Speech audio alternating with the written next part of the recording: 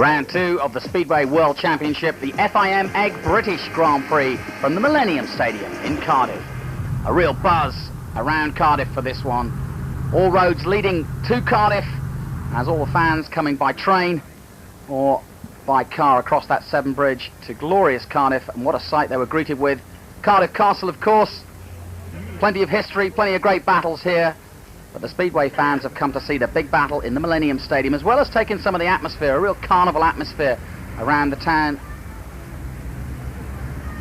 And international cricket also being played that weekend in Cardiff. Cardiff Arms Park, of course, famous for its rugby and the Six Nations, but entertaining Speedway for the first time. And as the event approaches, even a few Welsh fans amongst them. Newport, of course, just down the road. But the fans themselves have come from all over the world. Many locals, of course, from Swindon and Reading, those perhaps the nearest places. But there were fans also from Norway, Sweden, Denmark.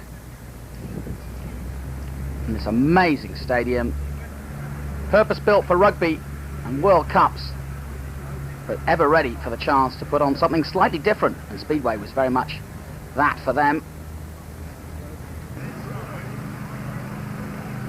And all the top competitors, including Kenny Roberts' team, Billy Hamill representing Kenny Roberts' team, and Kenny himself is coming to the event for the first time. He too getting into the Speedway fever, and there is where the Grand Prix are held this year. Berlin, Cardiff, and then on to Voyens and some of the more traditional venues. How could the British Grand Prix hold up to those great venues? Well, pretty impressively, especially when you're in a stadium as impressive as this. It took 4 days, in fact. They had a football match on the Sunday, and then the tractors came in. 1,800 tons of soil and shale over 4 days as the track was laid, about 12 inches deep in all. And they closed the roof, in fact, to make sure that the rain and the weather didn't affect anything. So for 4 days the roof is closed and open now, obviously, as the last minute preparations are made. The riders will come out of this tunnel here to be greeted by a huge atmosphere. Big excitement amongst all the Grand Prix organisers. Ollie Olsen and Terry Russell have put hours, months of work into what has been their lifelong dream, and the stadium itself, of course, giving up its sacred and hallowed turf as the Welsh Dragon takes a bow and allows the Speedway men to come in and do their thing.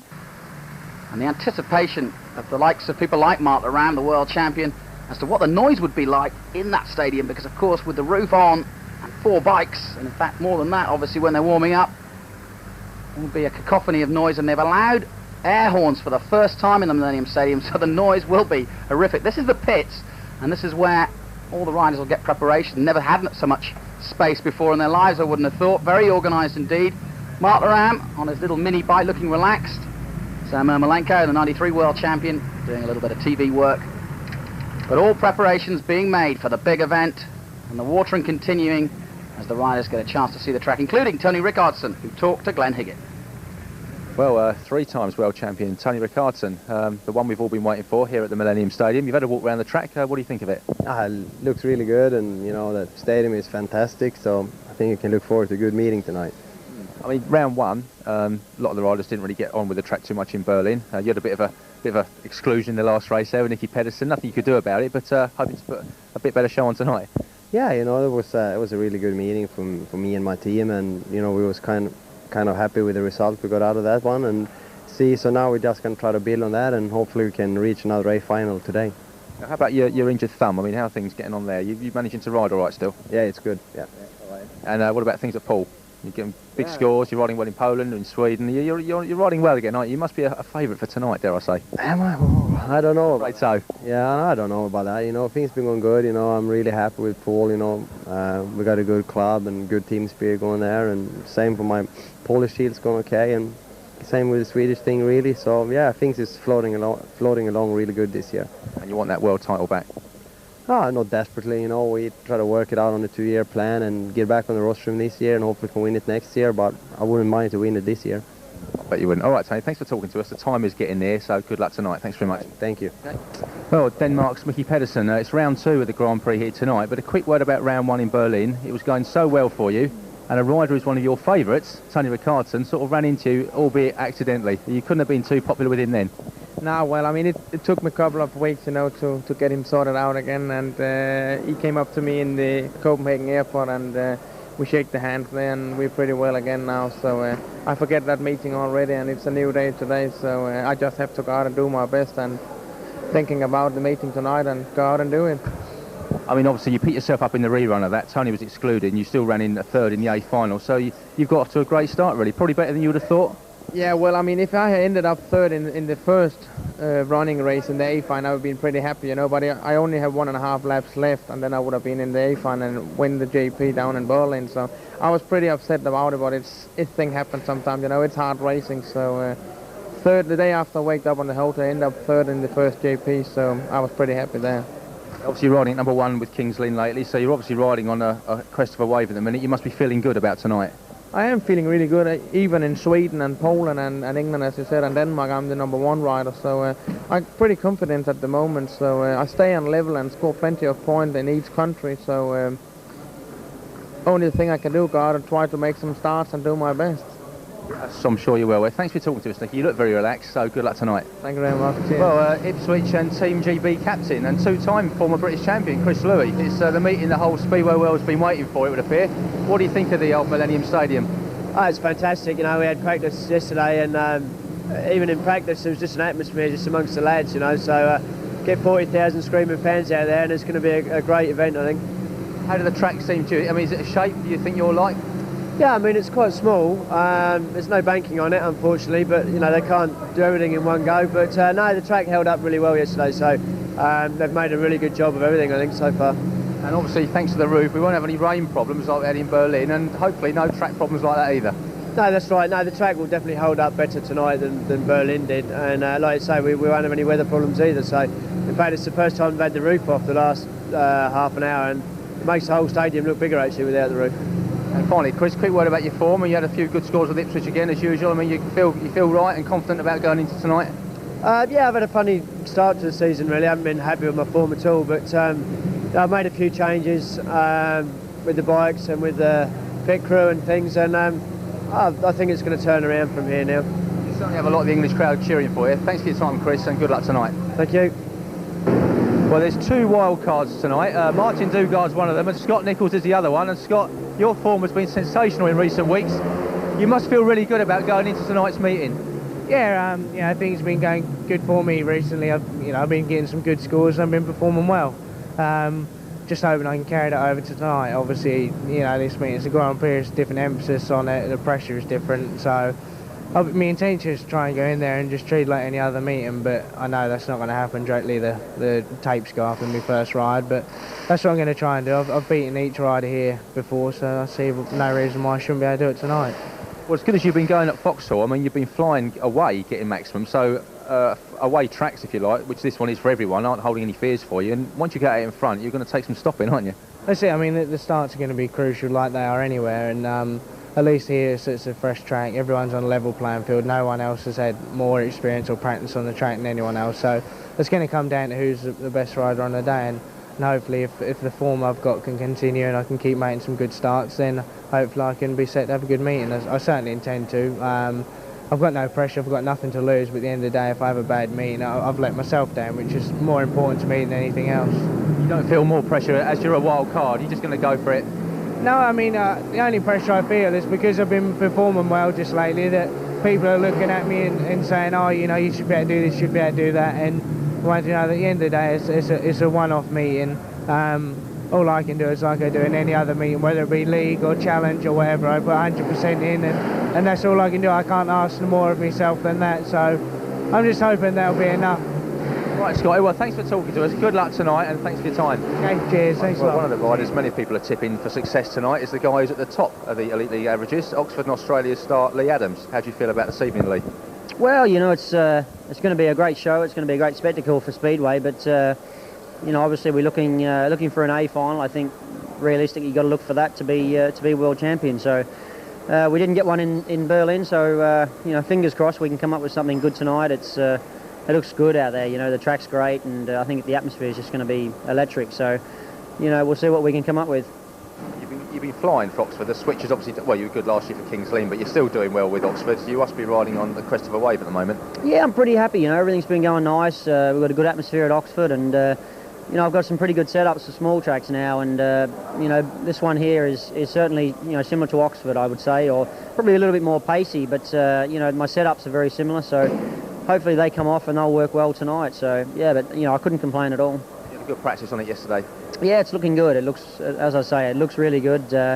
Obviously a new track, new stadium, everyone's got to adapt to it, and you know, hopefully we can come in that second meeting and have the right setup and go from there.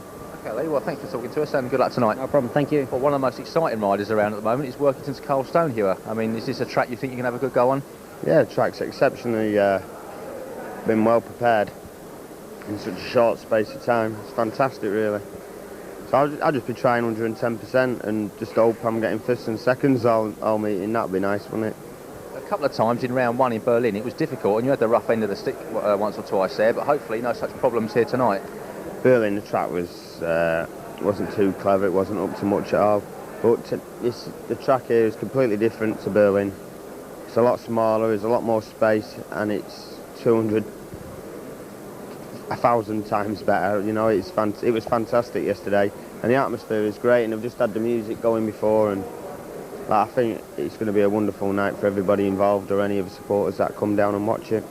Speaking of those, you're bound to have loads of Comets fans cheering you on like they always do. They're almost like worth an extra point to you, aren't they? Well, apparently they're all drinking in Cardiff Dry at the moment.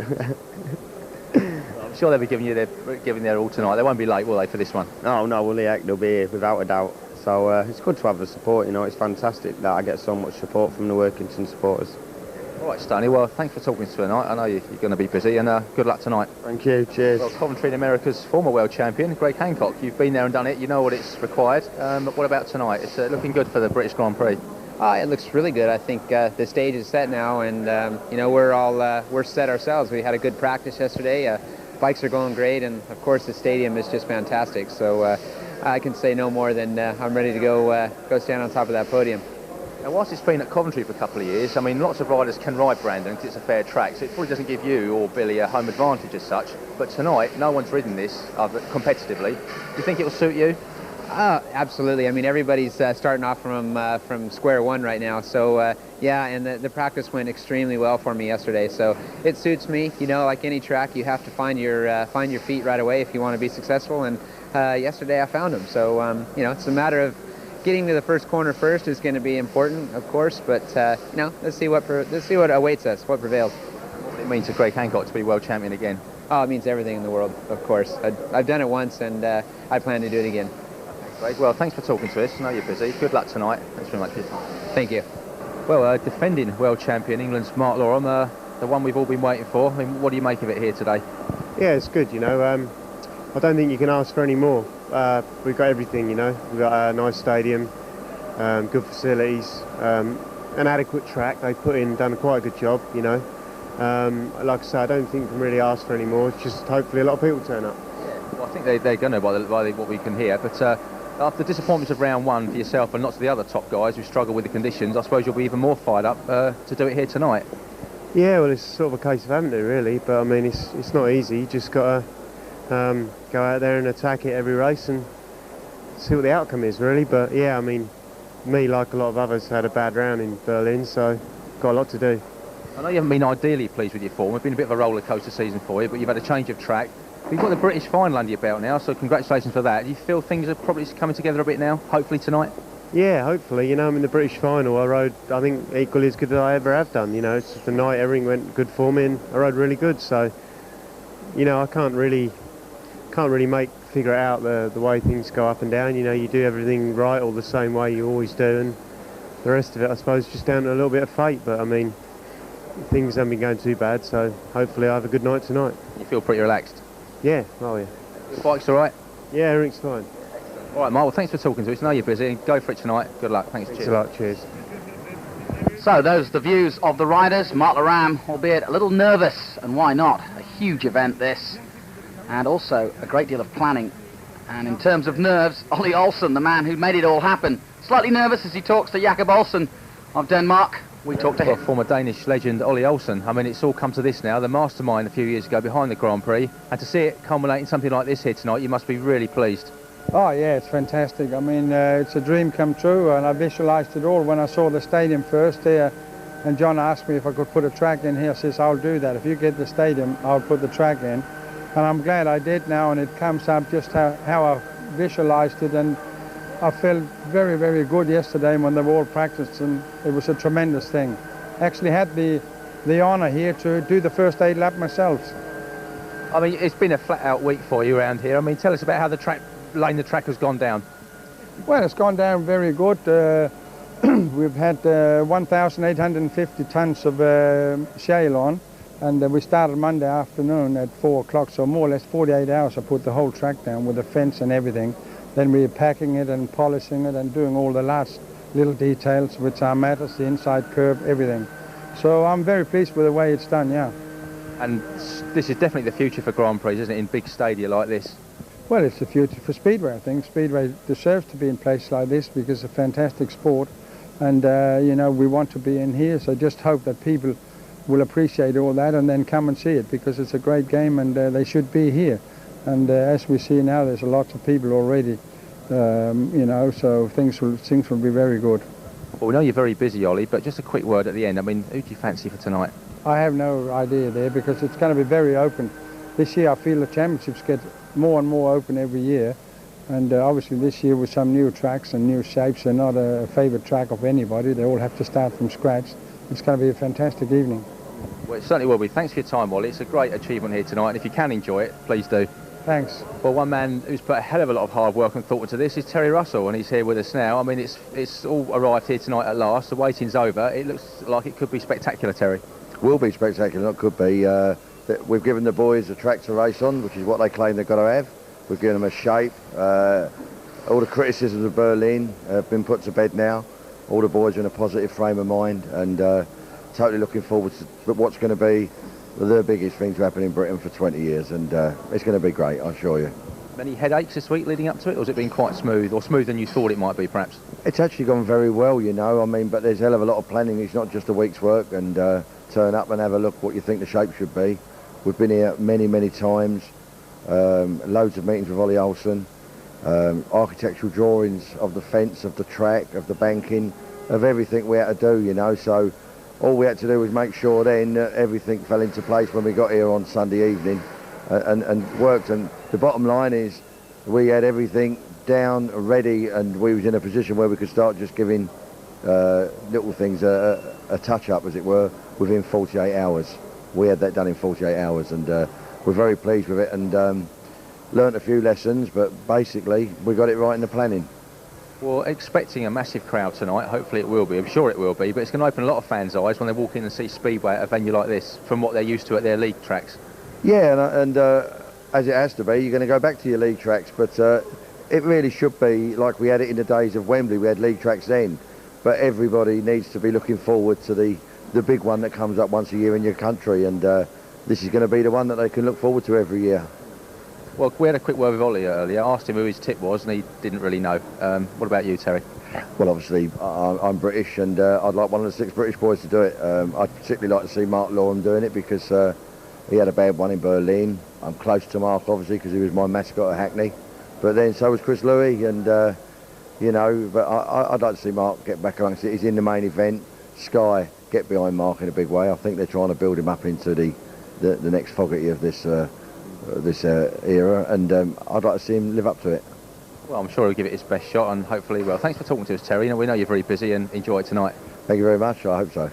A massive amount of work has been done by Terry Russell, Ollie Olsen, and of course Benfield, who put on the Grand Prix. But the big question everybody had would the fans come to Cardiff? And that question was answered pretty early on, because as you can see, just a few hours before race time, and there were thousands flocking to Cardiff to see this amazing event and to see the world champion Mark Laram. But what about him? Well, there he is, sitting there just an hour before the event, somewhat pensive about what was about to ensue. I think Mark Laram knows just what he's up against, because it's not a case of just riding against the very best riders in the world. He's also got to please those fans that have come to see him. Kenny Roberts is also there in the corner of Billy Hamill. And Ian Botham just across the way from the cricket, trying something new. So a lot of the great sports stars of Britain here. As they fill the airbags, it'll be so crucial. There's some very tight racing expected, and they could save a few legs. But the British flags are flying, and all the fans enjoying a great carnival atmosphere here in Cardiff as they flock in and get ready for the big event. John Postlethwaite talking to Terry Russell, he a big instigator of this, and Eric Gunderson, 3 times world champion, and of course the Danish team manager, takes a look at the track himself.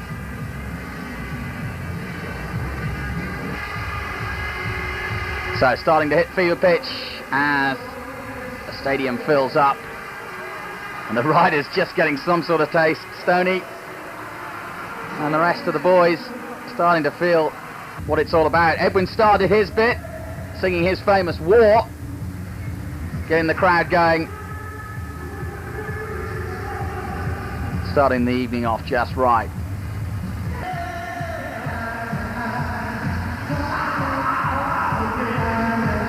Speedway always for the family, but this was a celebration of Speedway. I think everybody knew they were in for something special tonight. And as I said, they'd come from all over the world to see this event. Billy Hamill looking to turn around his fortunes after a disappointing Berlin. And in fact, because of the weather and the conditions at the Olympic Stadium, a lot of top men. Rickardson's still suffering with that injured hand, remember, broke his thumb, but has decided not to have an operation and is riding through that pain barrier and riding pretty well as well. All the TV crews getting in preparation and of course in awe of this amazing crowd. Bit of a Mexican wave, and why not? Translated to Cardiff. There isn't one place at the Millennium Stadium that you can't see the action. It's perfect viewing all the way round, and the noise just in practice was just amazing. Only one man falling off in practice, that was Billy Hamill, but no problems for him. He just scuffed up his left arm a little, but he's fully fit, and he wouldn't miss this for the world. Terry Russell then, tentatively waiting for the riders to come out and be greeted by this huge crowd. They sold over 30,000 tickets, but on the night expect closer to 40. And here comes Mark Laram, still looking a little bit nervous, and why not? You can see him taking deep breaths. Billy Hamill just behind him. Listen to that reception. Swedish flags, Welsh flags. The noise just incredible. And of course they can see themselves on 2 huge diamond screens at the top. Jason Crump, Greg Hancock, Lee Adams, Thomas Gollop, Todd Wiltshire, all really looking forward to it. And in terms of the senior riders in this group, many of them see this as their biggest night. Jimmy Nielsen, maybe Andy Smith as well, all looking forward to what is going to be the biggest night of their careers. For some of the younger guys, like Nicky Pedersen, they'll probably have plenty of years to see all this, but Jimmy Nielsen's another one, really up for this, because he sees this as a great chance. Stoney, of course, well, he just gets better and better, and all his fans have come down. Wherever he goes, there's plenty of fans, but so many people want this man, Mark Laram, who won that 2000 championship. Despite not winning a race, he was so consistent and dominating last year, and he hasn't been able to do it in Berlin, so this one, in terms of just the points, is a very important night for Mark Laram, trying to block out some of the noise, which is almost an impossibility here. Just listen to that.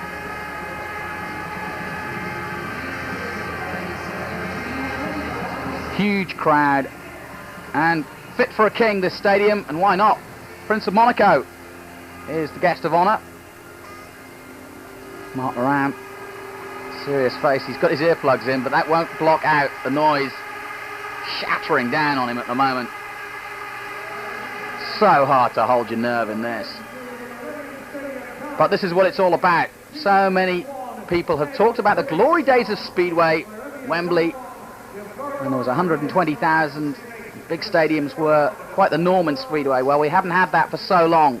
But Ollie Olsen and John Postlethwaite had a dream to bring back big-time Speedway, and that's what they've done here at the Millennium Stadium. And certainly the preamble to that has lived up to every expectation. Some people said it couldn't happen, some people said the track wouldn't be right. No complaints from the riders on practice day whatsoever, which is a first in Speedway at all, I would have thought. But fans loving it, the riders loving it, and just desperate to get that first heat underway. All the riders just so desperate. They were down in the pits talking before they came out here saying, just want to get the first heat underway. I just want to get riding, because once you get onto the dirt and they can get away, get used to the track, get the bike set up as they want, and they can forget the crowd and just enjoy, if they can, riding, because that's what they do best. Pomp and circumstance isn't necessarily what they want to do right now. It's the worst time for a rider, having did all the national anthems and the shaking of hands and all the rest of it. They just want to ride right now. They've been here for a few days, and they're ready to get out, find out what the start line looks like. Scott Nicholls, one of the wild cards, along with Martin Dugard. Martin Dugard, remember, winning the British Grand Prix at Coventry last year. So a lot of hopes for those two. And in terms of the track itself, a lot have described it as like Wolverhampton or even Eastbourne. So the types of people who go well there, Martin Dugard obviously will go well there. But the start will be so important. So Mark Laram will be well aware of that, because it is a very tight, short circuit. So gating will be so imperative here. An amazing hush for a moment while the introductions get underway.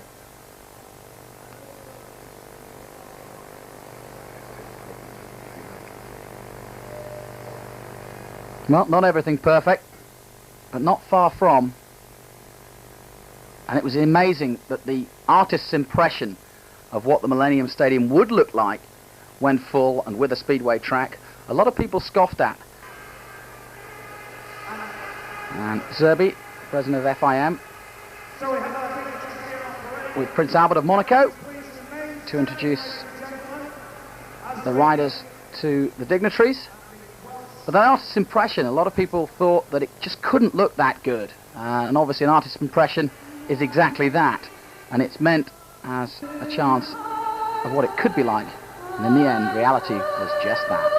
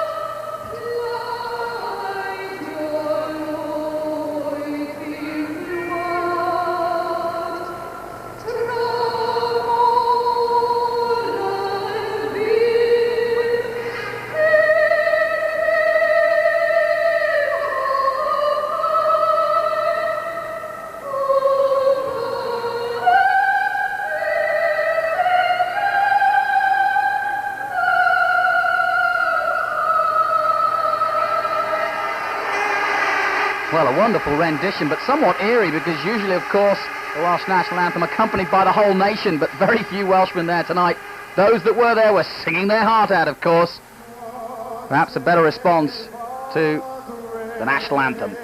Just Queen, long live our noble Queen, God save the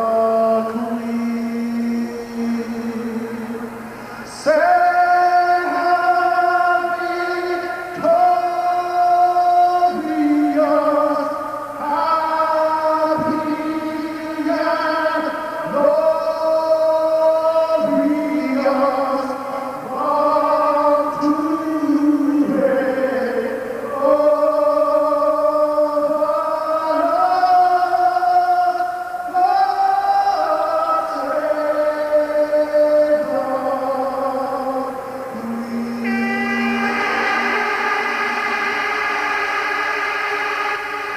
Great rendition and a wonderful response. The air horns going off. They don't want to waste those. There's plenty of heats yet to go. Mark Laurent, well, I don't know if he's trying to pop his ears or trying to block it all out. Still looking very nervous, poor lad. But Mark will rise to the occasion as always. And what a beautiful sight.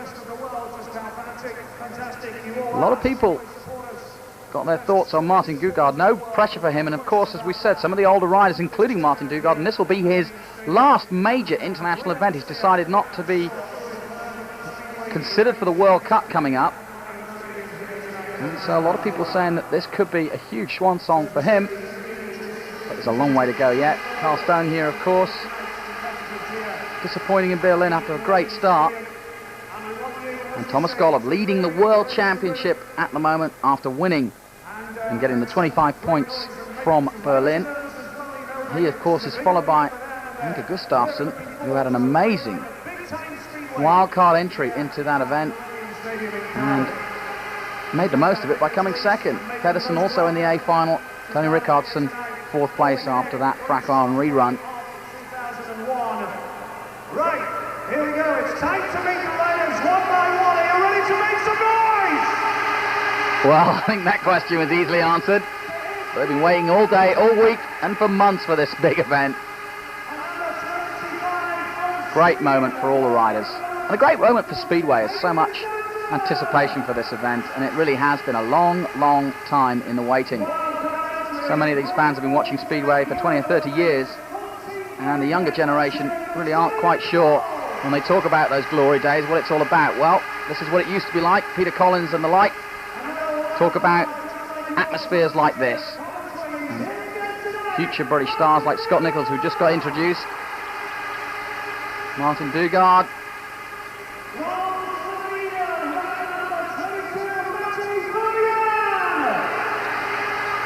Matti Furjan. Slovenia finished 12th in Berlin. Nicholas Klinberg, of course, of Team Tatum, and he surprised many in his first Grand Prix. Still new to the whole Grand Prix scene. Smudger isn't, though. Andy Smith's seen it all before. How will he fare here in his British Grand Prix? Three-time British champion. Brian Anderson now showing some of the form that he used to have a few years ago, and certainly riding well this season. He won in '97 at Bradford, but that was his best result. Jimmy Nielsen, as I said before, really looking forward to this event. Sees this as a big chance for him to shine. Protasiewicz from Poland.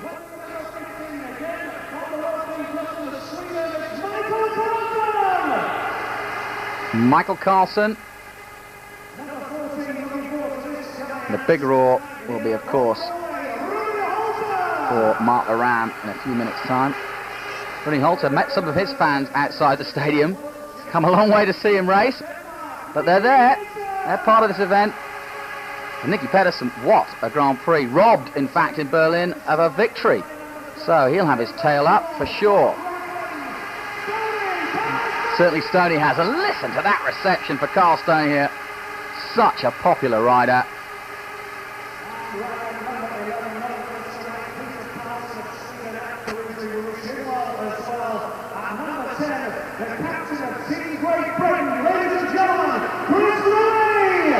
Chris Louis not looking as happy as he might normally. Suffering a little bit of tonsillitis and not feeling 100% coming into this event, but like many others, he'll battle on through.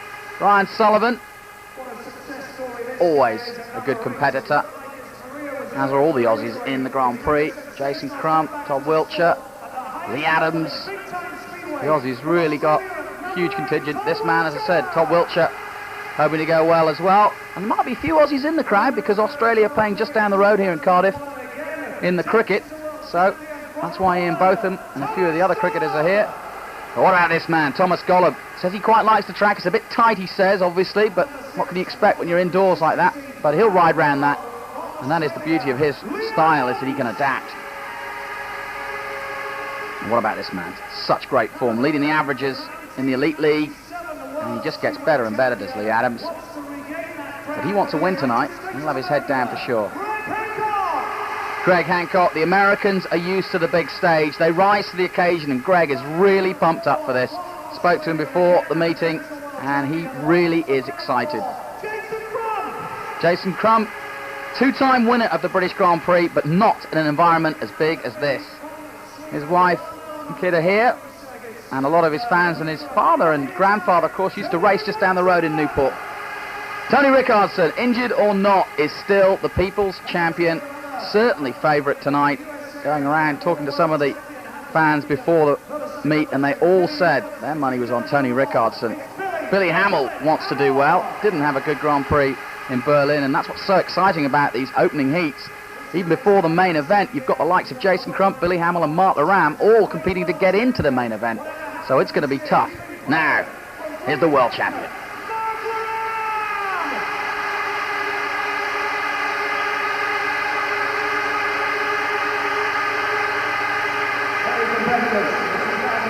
Well, if you want to know what pressure feels like, that's what it sounds like. And I'll tell you what, I wouldn't like to have the weight of his world on my shoulders. Marlon Ram's got it all to do, but we know what a battler he is, and I'm sure he'll come out firing on all cylinders. A really, truly brilliant setting for the new millennium of Speedway, and now appropriately at the Millennium Stadium.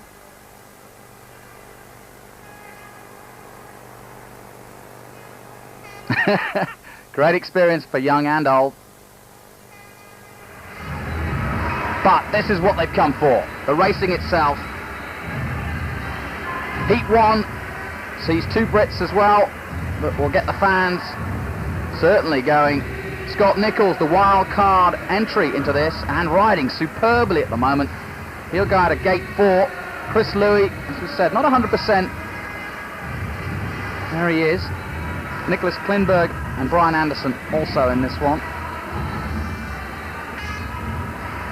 Ipswich topping the league at the moment, and that's due mostly to the efforts of Chris Louis. But he's never seemed to get his international form into the same level as his league form. But what better time to do it than now, in front of this huge crowd. Still captains Great Britain, of course, Chris Louis, Scott Nichols, all looking forward, in fact all the riders obviously looking forward to the World Cup, which is coming up in July. And for many of them, the Grand Prix is almost secondary just to getting to that squad, because not everyone can be in that top 8 or in the main event. Nicholas Klinberg, good start to his campaign, the Swede. Now, look how good this track is. Very smooth at the moment. And amazingly, none of the riders really having a lot of complaint about it. One of the few comments was that it was a little narrow on the exit. But that's natural for Speedway riders. They'd like about a mile at the end of each corner so they can get down on that power. So it's a little tight coming out of the corner, and it means that you've got to square off, which actually suits Mark Laram, really, because that's his style. But starting is so important, and that's not necessarily his style. Let's take a look at who gets the best start out of this one. Chris Louis.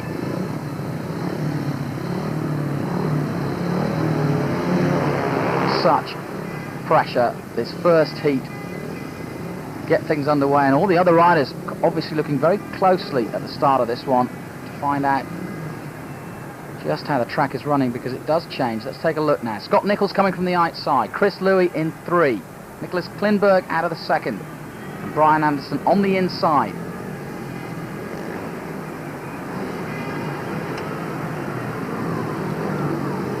The first heat of the British Grand Prix 2001. Thomas Golub leading the way at the moment, but a host of other riders. Remember, this is only round 2, plenty of time yet, and so many of the top contenders not even in the main event. Chris Louis disappointing in his first Grand Prix, has it all to do tonight. And back to get underway. Away they go then. A great start by Scott Nichols from the outside, and a beautiful start from Nichols as he pulls it from the outside all the way in. Not a good start by Chris Louis. He's at the back. He's got some work to do. But Scott Nichols leads the way and looking very smoothly in this opening heat. The fans loving this. This is what the British fans came for. Scott Nichols, a wild card entry in the first heat, leading the way. Second is Klinberg. Good start this to the event. 2 laps gone, and so far, Scott Nicholls looking superb. Following the kind of form that he's had in the league, he's almost in that armchair position. Looks very comfortable indeed, and the track very smooth. No problems this, and it looks like Scotty Nicholls is going to take that first win. And what an important one to take under his belt. Doesn't look as though Klinberg's got anything for him. Chris Louis. Brian Anderson trying desperately to catch him in second. He's not going to catch Scott Nicholls here. Klinberg takes third, and Chris Louis will be absolutely devastated with that. Not a good start for him. He just didn't get out of the start at all. And Nicholls from gate 4 proving to be superb. He wins heat 1. And what a start for this event.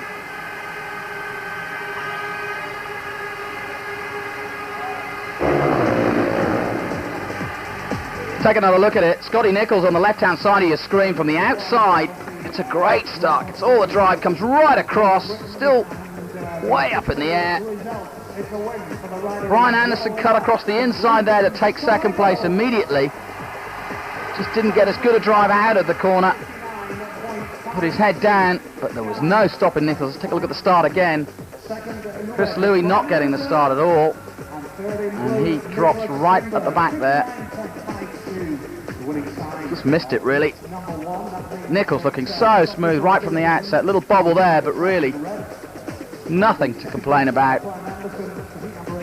Very fast indeed, very smooth. Chris Louis will have to go into heat 6 in white. The winning time again, 59. So the result then, Scott Nicholls, Brian Anderson, Nicholas Klinberg third, Chris Louis a disappointing 4th place. So Scott Nicholls, no sign of nerves for him, and after that disappointing British final, he'll be well pleased with that. Wild card, remember, for this event. No pressure, but I think all the Brits have got a great deal of pressure, obviously, with so many fans coming to see them race. I doubt he'll be making too many changes to that bike after a wonderful start in heat 1. It'll be interesting to see how much the track does change over the heats. But as we said, no complaints so far from the riders. Well done, mate.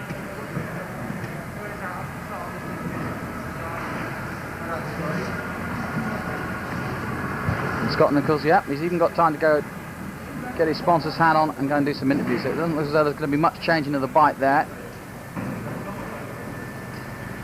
Now, feverish preparations. There's Nicholas Klinberg back into his pit. Chris Louis obviously disappointed. Does look out of sorts really at the moment. He's just having a look at the bike and see what changes he'll make, but I would have thought he'll probably make a few changes. Jimmy Nielsen watching on, as is Todd Wiltshire. So the riders having a good chance to see all the other heats before they go out, and this must be so hard for the guys involved in the main event. Moving on now to heat 2. Carl Stonehewer on the inside. Dr. Savic of Poland in gate 2. Andy Smith in this one, coming out of 3. And Martin Dugard, the winner of the last Grand Prix of Britain, came in a wild card there and was amazing. And basically a lot of people said that it was the lack of pressure that Martin put on himself in that one that allowed him to win. And of course, we said this is a small circuit, and Martin Dugard obviously flies around Eastbourne. We said this is a bit of a swan song for him. This is his last major international event, so he'll really want to do well. He's on the left-hand side, on the outside here. Away they go. Good start by Dugard. He's into that first corner. Stoney locks in, but Stoney's actually got the lead now. So Carl Stonehewer takes the lead and picks it up. Dugard did everything right and lost a little bit of grip coming out of that first corner. Carl Stonehewer picks it up. Now, Savic all over the back of Dugard. And a bit of a struggle for Andy Smith. No problems though for Carl on his way, but big problems for Andy Smith. And it looks as though Martin Dugard is going to hold on to that second spot. Just getting used to this surface now. It's amazing that they've done this all in 4 days, remember. Crowd loving this. And Stoney's pulling even further away. This is going to be a quick one too. He does come over the line, 58.89. So Carl is definitely flying, and so the flags for him. Carl Stone here then with the win. Martin Dugard taking second place, having got a great start, but then dropping back at the end of that first corner. Victor Protosevich in Poland in third, and Andy Smith a disappointing fourth place. So varying fortunes for the Brits. Good one for Carl. So a slight lull in the proceedings. Let's take a look at that start again. From the outside, Martin Dugard very good across into that first corner, but look how strong Stoney is into that first corner as well, and just pushes his way and drives his way into that. You see a slight mistake there by Dugard. But all in all, early days this yet. Disappointing for Andy Smith. And of course he'll have another go yet.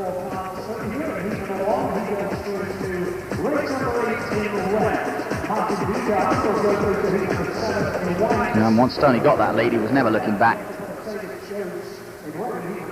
Check on the result then. First, Carl Stoney of Great Britain, Martin Dugard second, Protosevich in third, and Andy Smith taking fourth place overall. Carl almost falling off the bike then as he comes in. That won't worry him. Such a likeable lad. Michael Lee, of course, his tuner, and has done a superb job to date. Yeah, thumbs up from Carl Stone here as he prepares himself for the next one. He'll probably go and watch Heat 3, and why not? Jason Crump, one of the favourites coming up. Michael Carlson, Henke Gustafsson, of course, who had a brilliant Berlin also in Heat 3. Martin Dugard won't be too displeased with second place. Calm and confident as ever. Scotty Nichols looking on. Having a quick team discussion as to whether they're going to make any changes or not. Billy Hamill getting ready to entertain Kenny Roberts. And what a man, and what a bit of pressure that has on you to be team managered by, well, not team manager, but at least representing Kenny Roberts. Not an easy thing to do at all, especially when the expectations are so high from a man who's achieved so much in road racing. So then, Heat 3, and here's the lineup. Out of the outside comes Henke Gustafsson, Michael Carlson is in 3, Jason Crump is in 2, and Matty Furyan on the inside.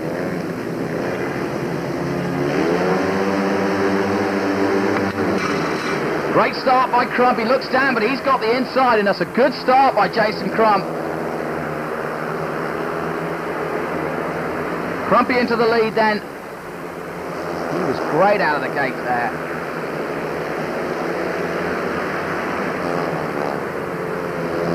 Tight racing this. Gustafsson, Carlson and Furyan all battling with him. But at the moment, well, Crump has a quick look back, but he doesn't need to.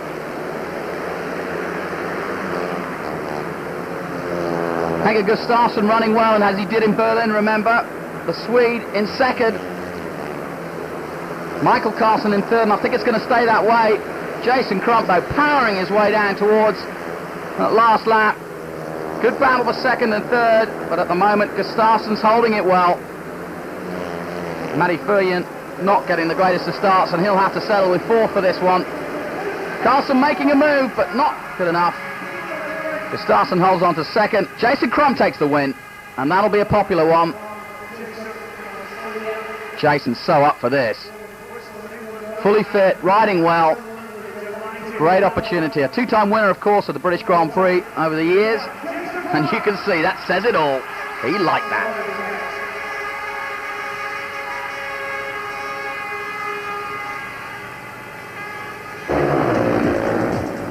So another look at it. And Crump was great out of the start. He puts his head down, keeps that wheel down, and powers his way into that first corner. Matty Furyan got into the first corner, but then ran wide. Gustafsson ran the outside to slot himself into second place. Not too many lines in these opening heats. I say there's one really good racing line. And while there are opportunities to overtake, there's not too many. It's a tight circuit, this. And Crumpy like that.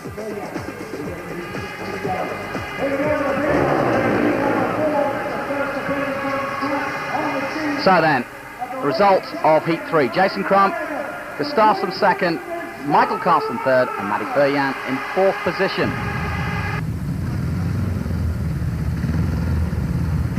So in comes Jason Crump. Probably not too many major changes for them. And it's compared to Berlin, this is easy sailing for most of these guys, because Berlin, with the weather, they just didn't know which way to turn and what to do. But this is a completely different scenario. Plenty of room in the pits, plenty of time, and it looks like a good race surface as well. You can hear that atmosphere outside. Intimidating din. And the reason why everyone's cheering is because this man, Mark Laram, is out on track for Heat 4. And this could be interesting. Mark Laram in this one, so too is Billy Hamill practicing his starts. And both Mark Laram and Billy Hamill having disappointing Berlin results. Holter will be in gate 3, and Jimmy Nielsen is also involved in this one. Out of gate 4. Jimmy looking very good indeed at the moment, really enjoying the whole carnival atmosphere. This is somebody who rises to an occasion like this. And all of those men, Billy Hamill finishing 15th in Berlin. Holter was second and last, and Jimmy Nielsen bringing up the rear, so Jimmy definitely wants a big night tonight. And that outside gate proved pretty good for Scott Nichols. And Jimmy Nielsen will have noticed that. As you can see, he's lining his bike up. Rooney Holter. On the third, Billy Hamill coming out at 2, and Mark Laram on the inside.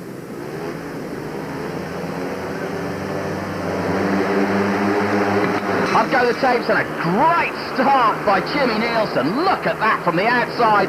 Sweeps across. Mark Laram's got some work to do.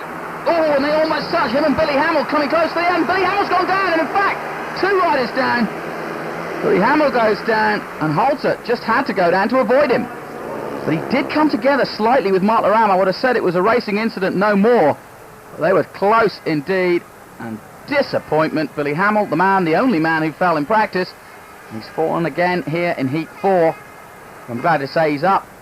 No problem there. And the bike looks all right as well. Holter had nowhere to go. He had to go down. Let's have a look at it again. As you can see, Holter couldn't go anywhere and did the wise thing, which is to get off that bike as quickly as possible. And here's where they touch. You can see Billy Hamill and Mark Laram. Mark Laram forcing his way, typical Laram style, up the inside. And Billy, well, he's a fighter too, but he couldn't fight that one. And Holter caught somewhat innocently. I suppose the man who would be most disappointed would be Jimmy Nielsen. Tight racing this, a tight track. This is what they wanted, the organisers, and they've got it. Mark Laram, as always, causing fireworks right from the start.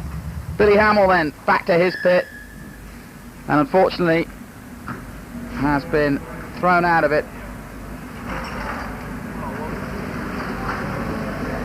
But Craig Cummings, his chief mechanic, he's sorting that bike out.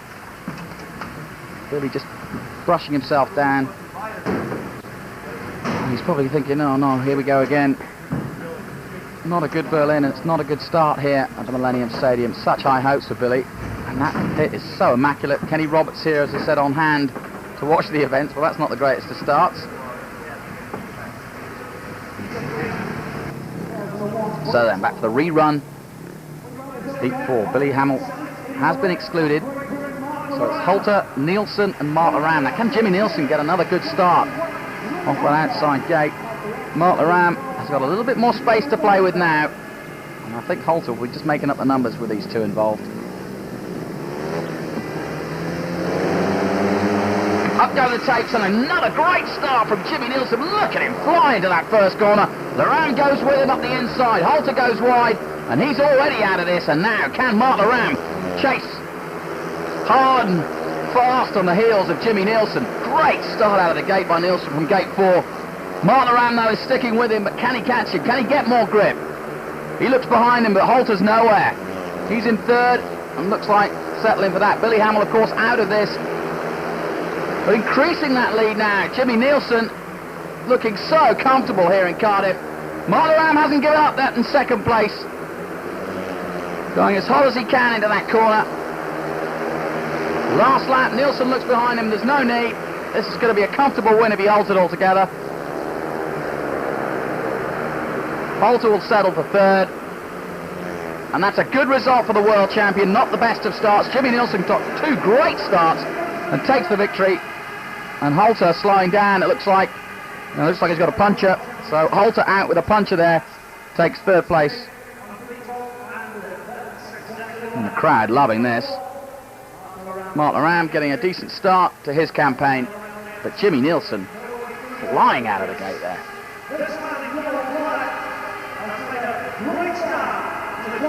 That one running a time of 58.33, so that's the fastest time of the night. So Nielsen definitely flying. Let's take another look at it. There's Mark Laram. Takes a look across and knows that Jimmy is out of there. Slots down the inside and into second. But by then, Nielsen had already got the impetus after that brilliant start from gate 4. There it is. Now you can see it. Look at Jimmy go right across there. No holding back. Fantastic. Vintage Jimmy Nielsen. Back on form. It's good to see. Massively disappointed after Berlin. Really up for it tonight.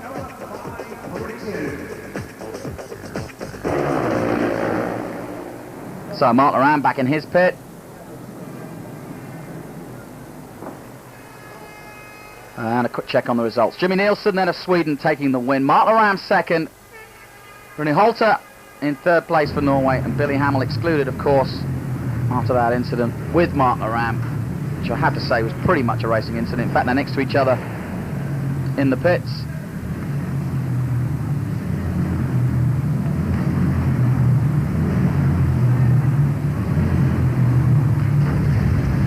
And Billy Hamill preparing himself for his next heat, heat 5.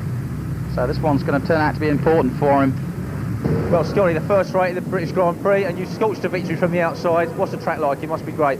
Yes, I was lucky to make a good start on the outside. It was very slick in the first ride, and I think it's going to probably be slick. I just had a look at the track just now when the race has restarted, and looks like there's a couple of ruts starting to appear on the inside, which I was a bit surprised really, because it held up very good in practice yesterday, and I didn't think the ruts would be coming in that quick. But yeah, the track is good other than that. I think if they can keep on top of the ruts, it should be good. You look quick from the start as well. They weren't going to catch you. No, I think, you know, if you can make the start, any track is vital, but obviously because it's a small track and it's slick, that's going to be the vital place to do it from. And I made a good start in the first one. I just hope, whatever rides I get, I hope I can make some good starts and do it that way. Okay, Scott, well, a dream start for you. Well done. Good luck in your next one. Okay, thanks a lot. Cheers. So all smiles at the moment as the roof has finally been pulled back here. And that's the beauty of this Millennium Stadium, is that they've got an adjustable roof. They can put the roof on, open or closed. But the organisers choosing to keep it closed through most of the evening. Obviously, there is a chance of rain, and they don't want the proceedings ruined by any of that.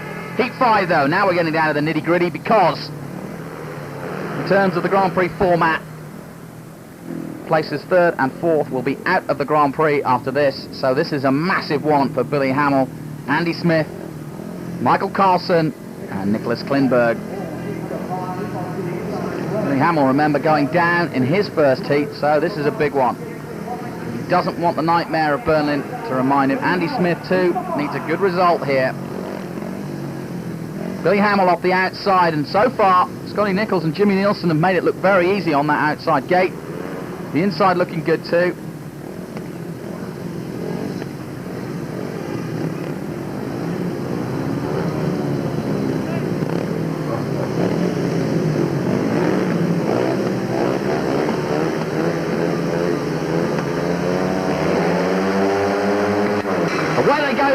good start by Billy Hamill from the outside. He is in the first corner, but it's tight.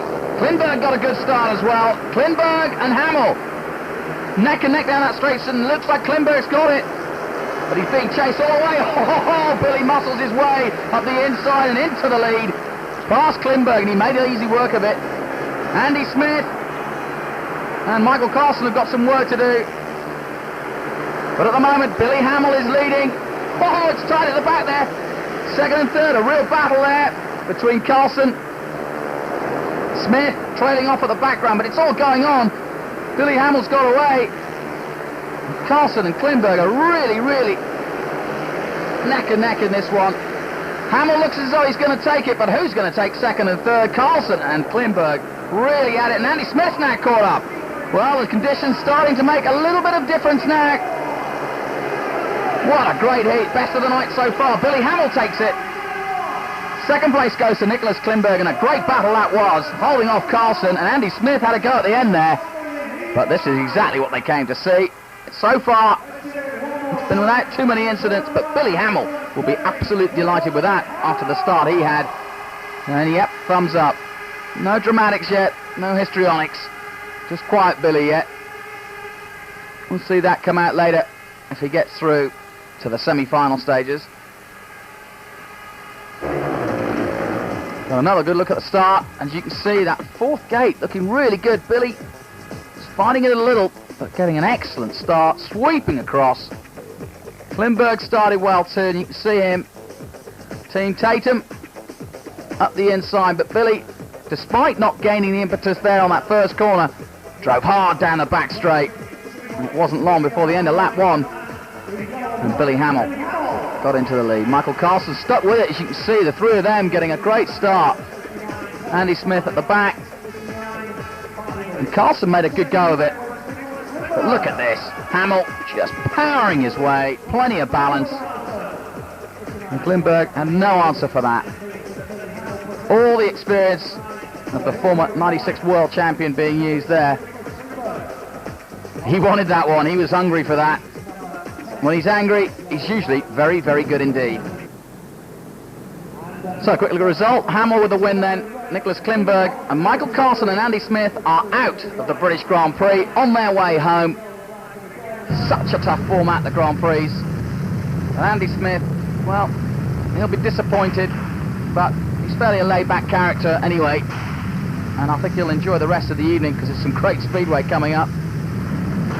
Ray Cummings there. A quick chat with Billy. Mark Laram checking out his calendar of events. Looking at the heats to come. Analysing the form so far.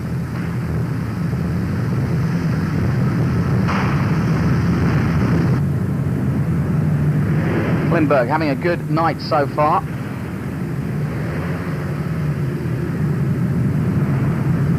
And Andy Smith, well, he'll have to live till Voyens, unfortunately. But let's find out how Billy Hamill got on. Well, American start Billy Hamill, and exciting start for you. A bit of a slide off. Tell us what happened there. You know, we just racing, and you know, we were close, and Mark was on the inside, and I had an edge on him, but you know, he wasn't going to let me just sneak in front of him, you know. So there was a bit of, you know, bumping and grinding, you know. So unfortunately, I went down. Like a true ex-world champ, you bounced back and won your next one. You must have been delighted with that. That was an exciting race. Yeah. So you know, long night still. So felt good. I actually switching bikes now, so track's just extremely slick. So just trying to adapt for the conditions, and hopefully, if I can have one more good race, I'll be on my way. You're still in there fighting, Billy. Thanks for talking to us. Right on. Thanks. Yes, Billy Hamill looking a little bit different than he did at the start of the meet. A little bit more determined now. And why not? We're getting to that time now where all of these races are so imperative to get into the main event. Remember, third and fourth will go home after this, so this is massive for Chris Louis, who you just saw. Matty Furrier not having a good start to his campaign here at the British Grand Prix. He goes from the outside. Chris Louis is in third. Protasiewicz of Poland from the inside, and Rune Holte of Norway is in gate 2.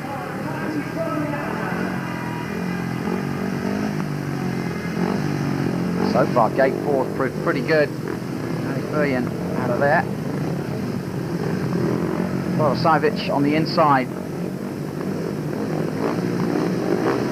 Louis needs a good result here. Away they go, and a good start by Matty Furrian from the outside. Protasiewicz slips in up the inside into second place. Halter is in third, and Chris Louis to come off worst. He's got a battle on his hands in fourth place, tries to go out the outside. Halter holding on the inside, and Protasiewicz in second place, but so far Matty Furrian has got the best of it so far. He's got the line and he's way ahead. Looks behind him, but he doesn't need to. Protasiewicz takes a quick look round, and he does need to take a look round because Halter's not too far behind. Chris Louis going better now in fourth place and starting to catch, but he's not going to catch Matt Furrian. Furrian way ahead now, and Halter is catching in third. Protasiewicz in second place is working hard, but he knows that Halter's breathing down his neck. These two very close indeed, but Matty Furrian way out in front, and Chris Louis is on his way home unless something dramatic happens soon. But Matty Furrian, well, just like Berlin, had a terrible start and a brilliant second heat from the outside. He takes the win, and Protasiewicz just, is it? Or Halter? Well, it was almost a photo finish there. Very close indeed. But Protasiewicz holds on to take second place. Great race, that one. Matty Furrian out front had no problems. Great start from the outside, and so far, all the men coming from the fourth gate looking very good indeed. He takes heat 6. Well, the anticipation and the planning, it seems, is all coming to good, because so far this has been a great racetrack. Have a look again at the start, and right from the takes, Matty Furrian comes right across. Protasiewicz got his wheel in early. He went up the inside, and Chris Louis, well, struggling, and unfortunately out of this event.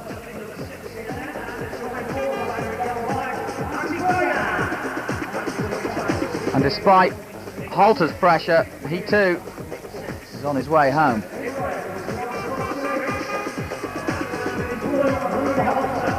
So far the track, very slick, but holding up. Not too many ruts yet. Starting to get some very big ruts at the starting gate though.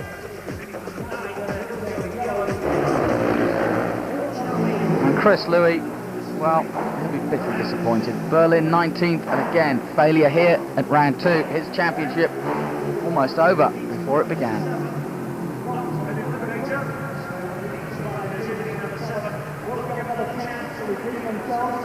And Chris Louis can now concentrate perhaps on the World Cup and trying to win the Elite League for Ipswich. Matty Furrian though with the win. Protasiewicz in second place, but Halter and Louis on their way home.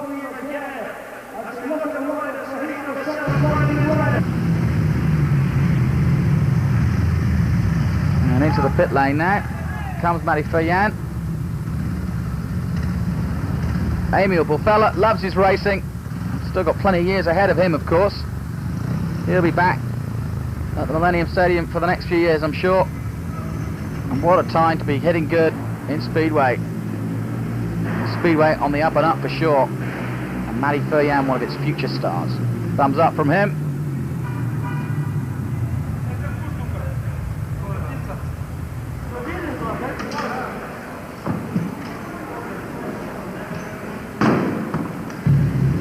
But unfortunately, it's very different in Chris Louis' pit.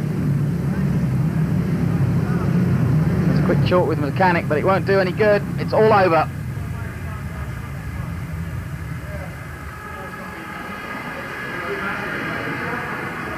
Well, Slovenian star Matty Furrian, there's a great win for you in your last ride. You must be delighted with that.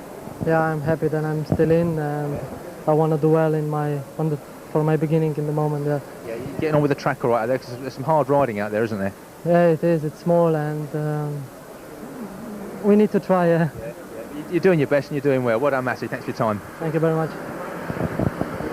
So, tight track indeed, but a great atmosphere, a real cauldron here in Cardiff. And the crowd being given a great night so far. But look at this heat lineup. Great riders, one and all. Scott Nicholls, Jason Crump, Martin Dugard, both former winners of the British Grand Prix, and of course the world champion, Mark Laram. Scott Nicholls, the wild card, coming out of the inside gate. On gate 2 is Jason Crump. Martin Dugard is in 3, and Mark Laram comes out of 4. So far, 4 has been pretty hot indeed. 3 Brits and an almost home from home Brit, because Jason Crump has spent so much of his time here in Great Britain.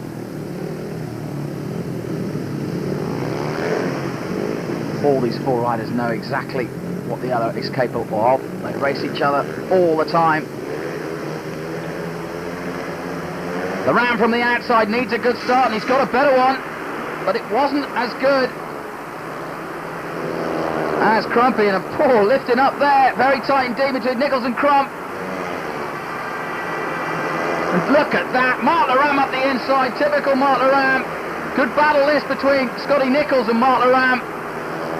Crumpy's out front, oh, and Nichols and Laram. Laram hit a bump there, hit some sort of rut, and came together with Nichols.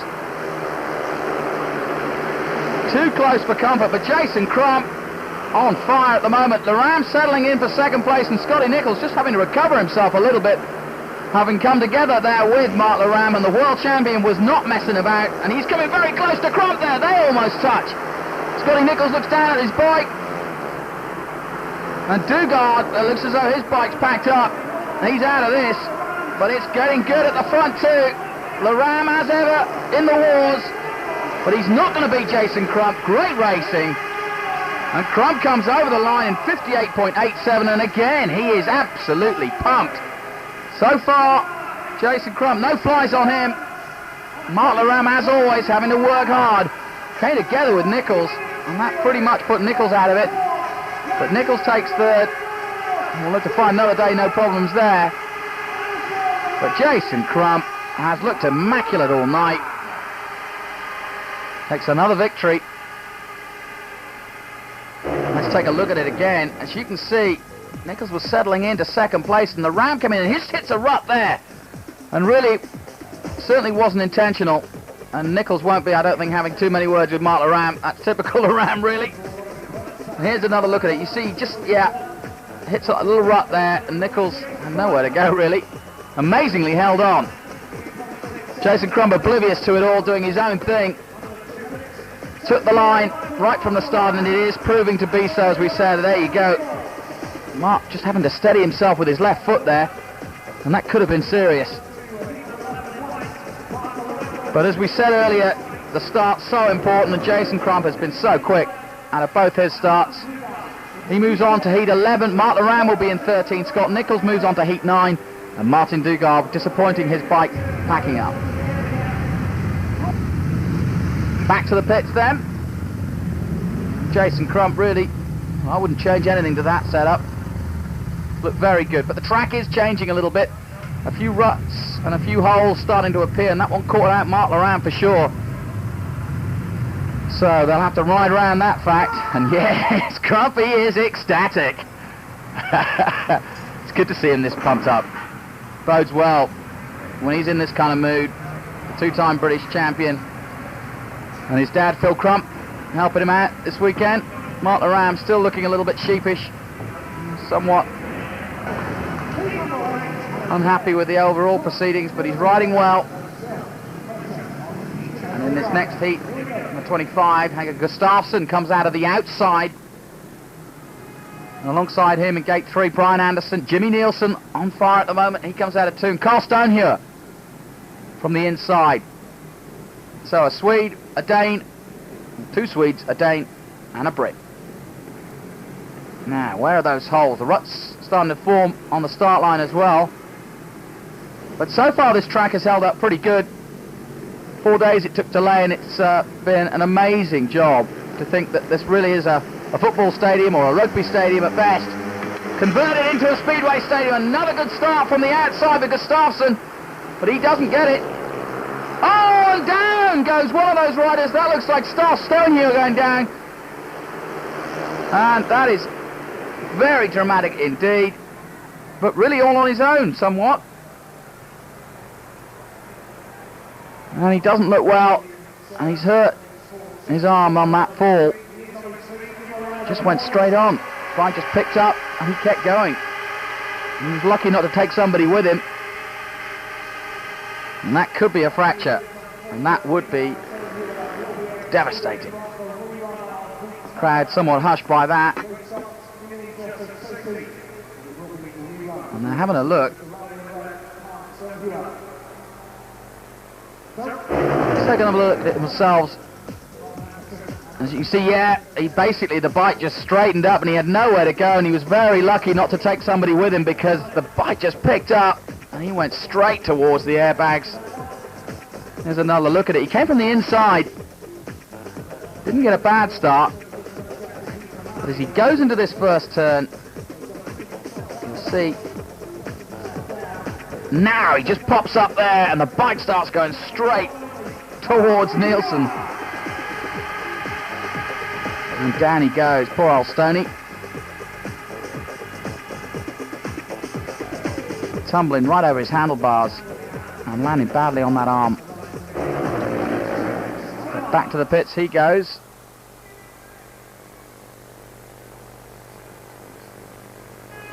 And working to motor in Thomas. Just having a look over his top man. Because of course, this is a big night, but of course there's a whole season ahead yet. And Stoney, a huge part of what they're working about. And his father Brian just looking on to see if he's all right. But Stoney just shaking himself off. He doesn't look too bad. A little bit shaken up.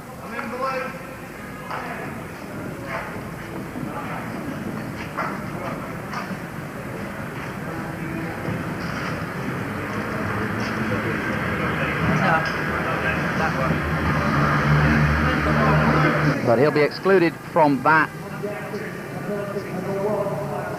and that means he moves on to heat 9, so he hasn't got too long to get ready now. So Gustafsson, who had the best start from the first run, Anderson and Nielsen.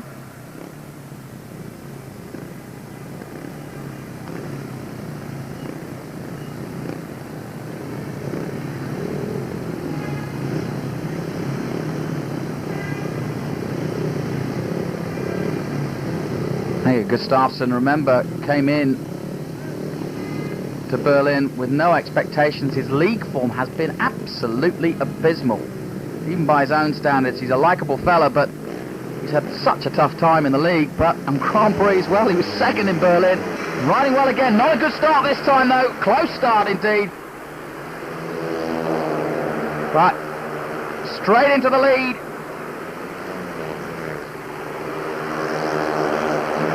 Jimmy Nielsen again, looking so powerful. And so far, the Swede, the veteran if you like, has looked untouchable so far. Making it look easy, making easy work of it with just the three of them involved. Carl Stone here out of this one and into the next heat. But Jimmy Nielsen leading the way at the moment. None of them getting a brilliant start. Brian Anderson slotting into second, and that's pretty much how it's going to finish. And Jimmy Nielsen powering his way to another heat victory. He has looked good so far. Cardiff to his liking for sure. Brian Anderson will have to wait and do it all again. And Henke Gustafsson, despite having such a great start from the outside in the first run, didn't get the start in that one. And he goes third.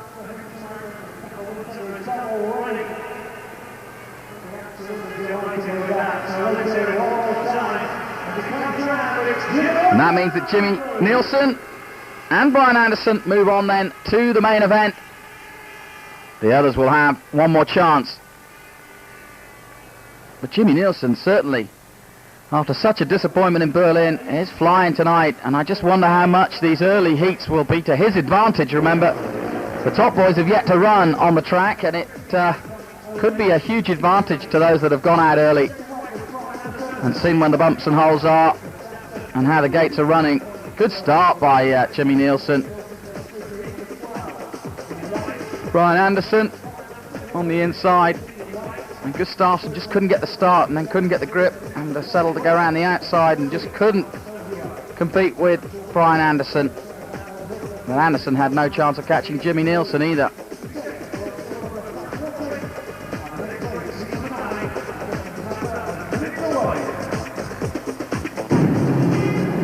So check on the result. Jimmy Nielsen of Sweden takes the win. Brian Anderson is second, and they go through to the main event. And Gustafsson is in third. And Carl Stonehewer, he will be in the next heat. Gustafsson in heat 10.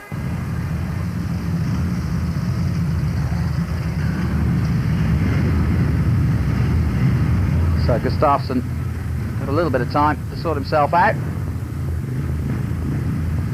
But it's fast and furious, the pace here in Cardiff.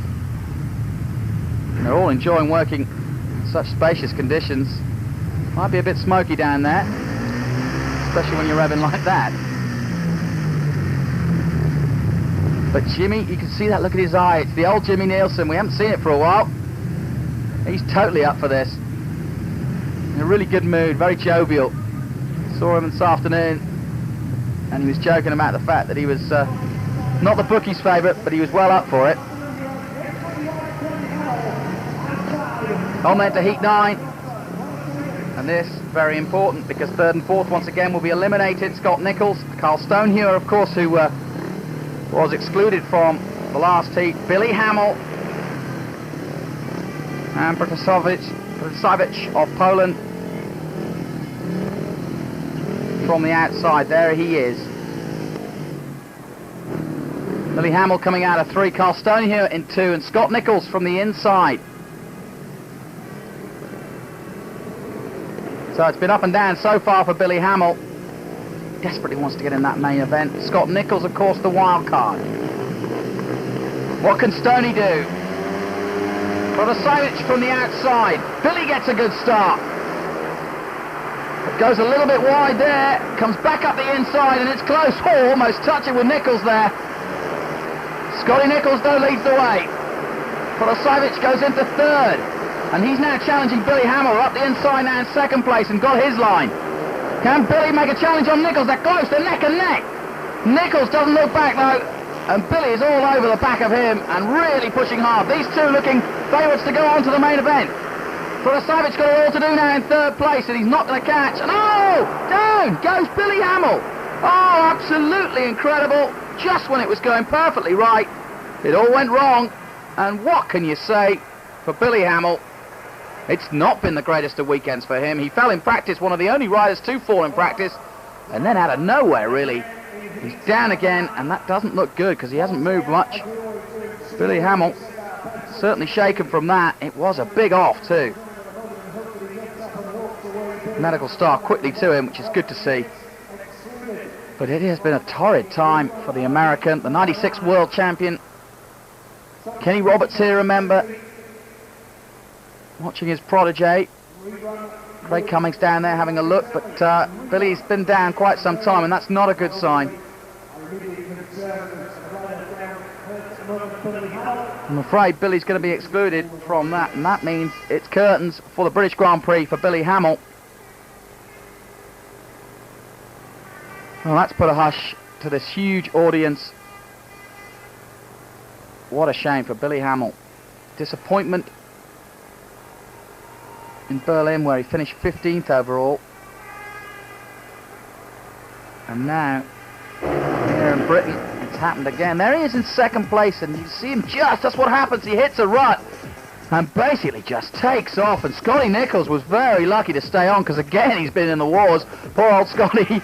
There you see, he's just minding his own business, and Billy just rears up and almost takes both of them out. And great skills in some ways by Scotty Nicholls to stay on that bike, because he would have had no idea until Billy went straight into the back of him. Good to see though, Billy is up on his feet, looking a little bit shaken and more or less bitterly disappointed, I would have thought. His body language says it all, really. Out of the British Grand Prix. And there you see it again, and he was moving fast when he went into that. Here it is again, he just picks up right here. He goes right into the back. He was actually very lucky. Not that it went worse in some ways. But I'm glad to say he's up. And besides his pride, nothing too much bruise, I don't think. Now, there's the man they've all come to see, Tony Rickardson. Been watching. Tom Bloomfield, of course, his engineer, looking on. And Thomas Gollum just yawning at the proceedings. I don't think that's out of tiredness, I can assure you. When the adrenaline's flowing, you can actually yawn a lot, to be honest, because the anticipation of what's about to come, and of course, those two coming up in the main event. So, Hamill excluded, Carl Stonehewer, Scott Nicholls, And Protasiewicz on the outside with plenty of room. Away they go then for the rerun, and a good start by Protasiewicz, but also a good start from Scotty Nicholls. Not so good by Carl Stone here, but they're going to be battling, the two of them, for second place, as Scott Nicholls looks comfortable in the lead. Stoney now picking it up, but Protasiewicz makes a good run into that first bend, and he's all over the back of Carl Stone here. Stoney takes a look behind him, as well he might. I don't think he's going to catch Scott Nicholls on this kind of form. Scott Nicholls leads the way. Good run this so far. Heat 9, remember, into the main event, and Stoney's going to hold on to it. Protasiewicz pushing his every which way, gets a good drive out of that last bend, but will it be good enough to beat Stoney? Not this time. Stoney holding his line and holding on to second place. It's goal. Scott Nicholls goes out. Scott Nicholls, the leader, has stopped. Oh, drama indeed, but poor old Scotty Nicholls had it in the bag, and now it's all over. And Carl Stone here finds himself in a heat-winning position, and both these two will go on to the main event, and Scott Nicholls, amazingly the wild card, will be out of the British Grand Prix, having looked odds-on to be certainly a contender for a semi-final berth. That is absolutely bitterly disappointing for the young Englishman, who certainly in league terms has been on fire. Came into this with no pressure, had looked so good, and I think the bike just went bang or packed up in some way, either the chain coming off or something. But either way, Scott Nicholls is out of this, and Carl Stone, who amazingly takes the win in Heat 9. And of course he was fourth place, remember, when Billy Hamill went down. So what a change of fortunes for Carl Stone here. Well, we've had plenty of drama so far, that's for sure. I think the Millennium Stadium and the British Grand Prix living up to all expectations so far. Here it is again, that start. Great start by Nicholls. Good start by Protasiewicz, but you can see it starting to run up and bump up there. Stoney not getting the best of starts, but slotting nicely into second place here, getting the drive out of the last corner there. And making his claim on second place. Oh, poor old Scott Nicholls. Look at the lead he had, and then you see, look, the bike just goes. He looks up, and that's it. What a way to finish what has been a long couple of weeks for Scott Nicholls. It's been all over the world almost in speedway terms. It's been everywhere.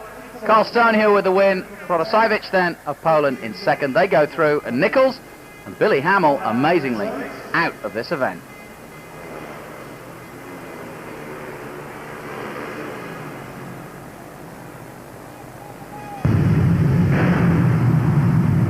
Yeah, well, that says it all.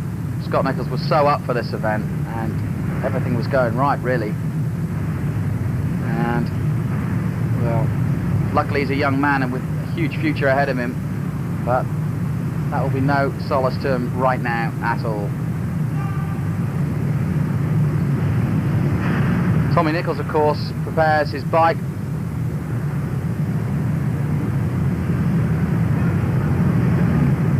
Never easy.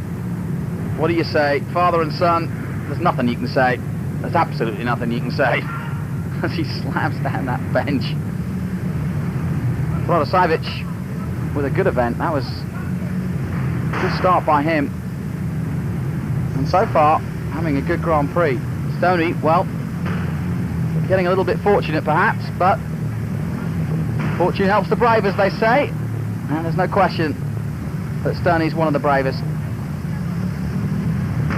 You go and have a look at the TV and watch the next heat and settle down and recuperate, I suppose, as we move on to that next heat. Heat 10. Henke Gustafsson, Martin Dugard, Matty Furjan and Nicholas Klinberg in this one. Klinberg from the outside, Matty Furjan in gate 3, Martin Dugard from gate 2, and Henke Gustafsson on the inside for Sweden. So far, Dugard not had the best of nights so far. Certainly one of the bookies' favourites, having won the Grand Prix last year. And certainly riding well at the moment, but hasn't shown so far as away they go. Oh, and straight together they come. And that's not good indeed. And it was Matty Furjan, and he's off the bike. Luckily, I think okay, but a little bit shaken from that start. But they were very close, Martin Dugard and Matty Furrian, right from the start there.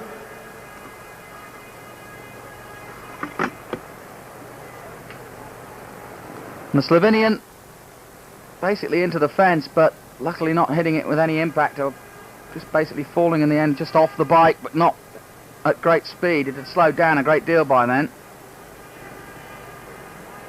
It's getting the back straightened there. Here we see it again. And Furrian coming across, and yeah, that's what happened basically. Him and Dugard coming together there, and nowhere to go. And as you can see from the close one, Dugard very close indeed, but you can see how close his foot getting stuck there. Dugard's foot getting stuck in the back wheel of Matty Furrian's bike. And Furrian's wheel locking up, and that bike's going nowhere.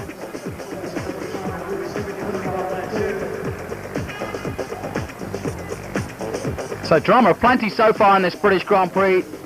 This Egg FIM British Grand Prix round 2 of the Grand Prix World Championship. And Matty Furrian working hard now to get that bike fixed again.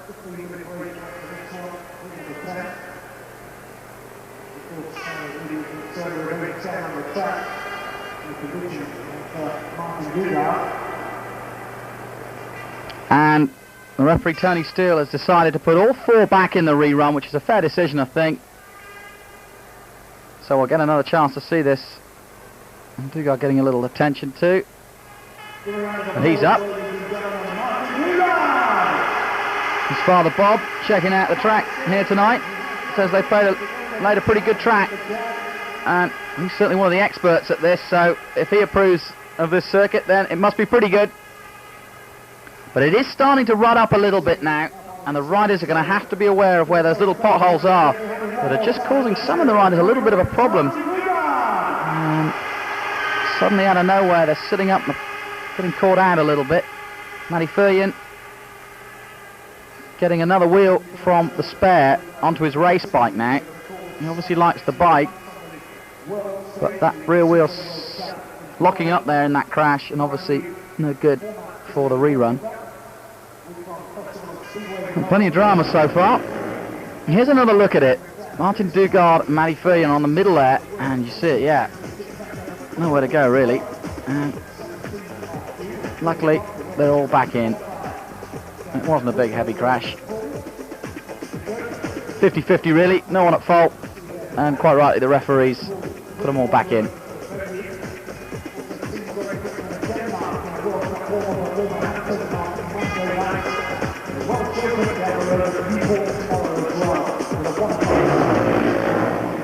So, everyone okay? And while we've got a break, let's talk to Jason Crump. Well, Jason, that was a terrific race for you earlier. I mean, you're the only winner off gate 2 at the time. You had a flying start, and thankfully for you, you was way out in front. Yeah, so far so good, but long way to go yet, you know. It's surely going to be a night of drama, and it's just starting to happen now, you know, so long way to go. It's a big tense night. You're enjoying it though, because you do rise to these big meetings, and you've won the Grand Prix over here before a couple of times, so you know what's required. Yeah, well, you know, like you say, I've won it before, and doesn't get any easier, but you know, I know what it takes, and you know, I want to do it tonight. Of course, you know, look at the stadium, look at the place, you know.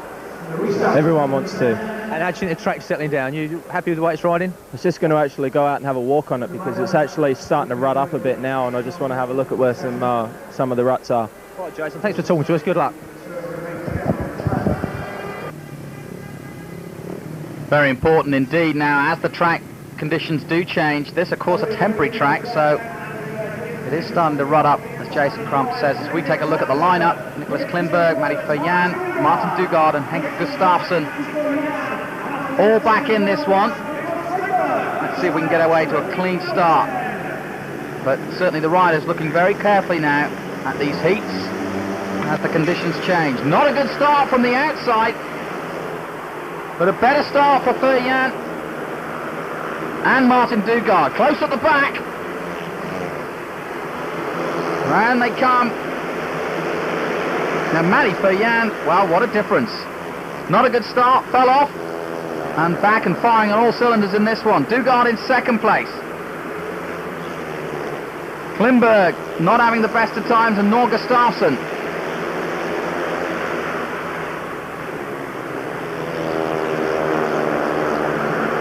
Nobody's going to touch Matty Furyan in this sort of pace.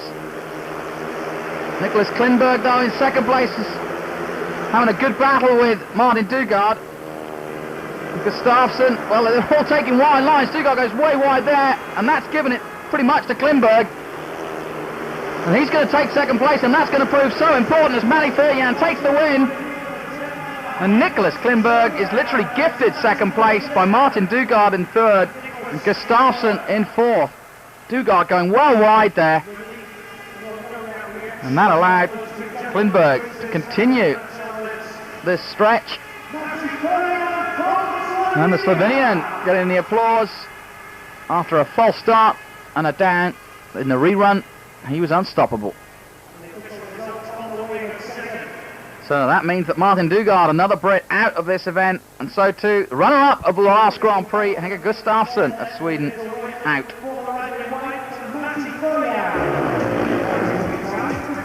Another look at it here, and you can see Dugard miles.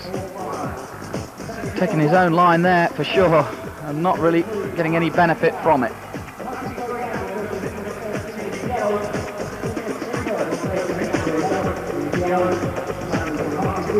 Yeah, just sailing wide.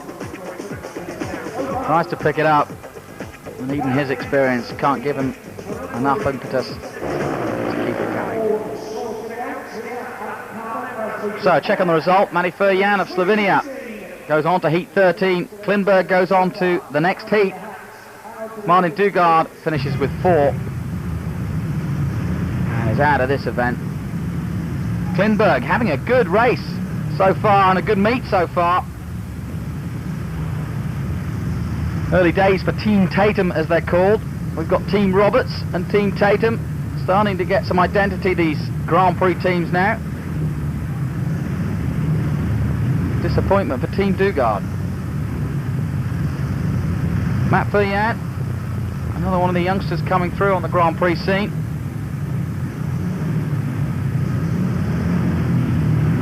And one of few Slovenian top stars making a name for himself here in the Grand Prix, and I think that could be the last time, well, I better not say it, but the last time we'll see Martin Dugard on the international scene. Gustafsson, well, after what was an amazing Grand Prix in Berlin where he rode around the conditions of the wet, not able to pull off the same sort of thing here, and he, like Billy Hamill, is going home.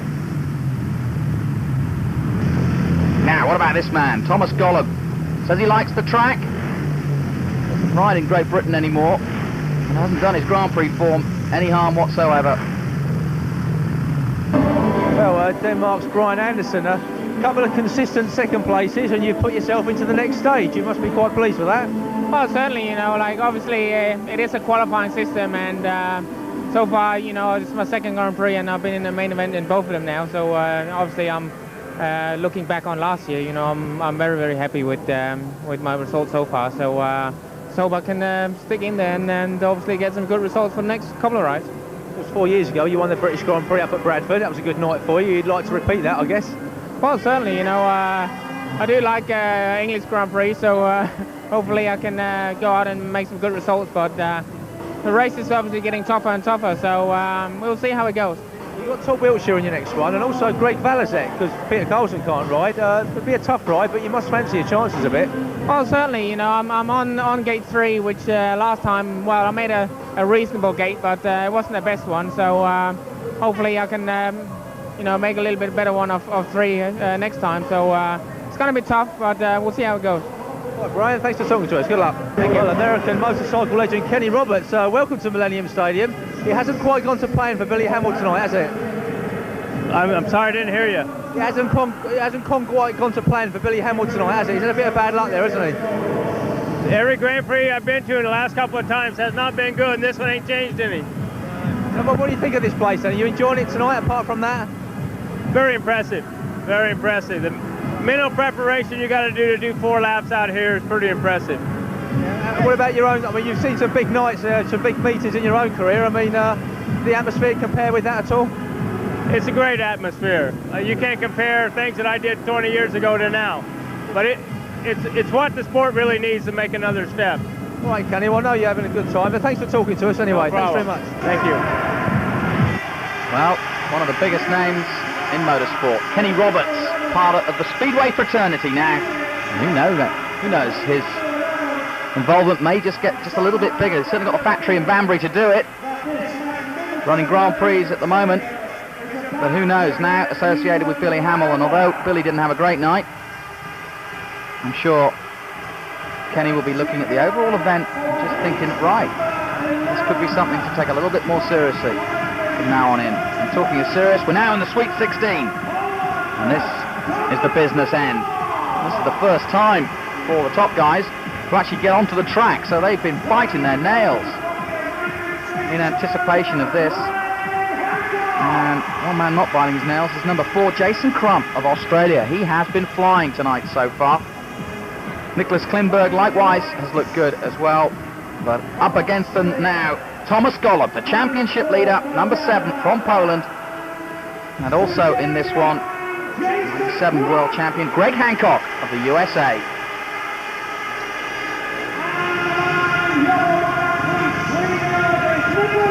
Thomas Golub will line up on the inside, his first race of the night. Brilliant in Berlin, leading the championship. Alongside him, Greg Hancock. Then comes Jason Crump, who so far has had a great night. He certainly likes this track. Says it's running up a bit, but he'll be more aware of just where the problems lie than the others. Nicholas Klimberg won't be too worried coming from the outside. It's been a great gate so far this evening. Heat 11 now, as we start the Sweet 16. And the first time to see Thomas Golub in action, and so many times the bridesmaid. Will this be Thomas's year? He looks as focused and determined as ever. Now, how good a start can he get to this British Grand Prix?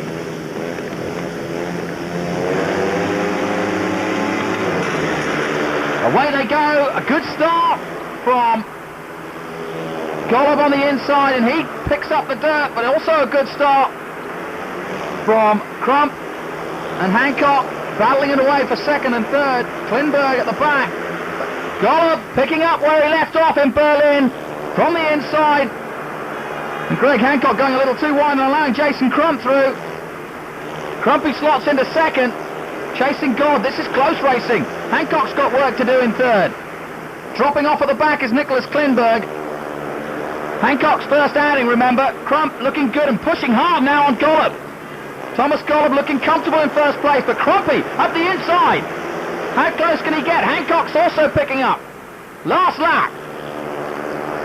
Hancock trying every which way, and so too is Crump in second place, but Golub looks comfortable at the moment as they come to the third bend and then to the last corner, and it is going to be Thomas Golub.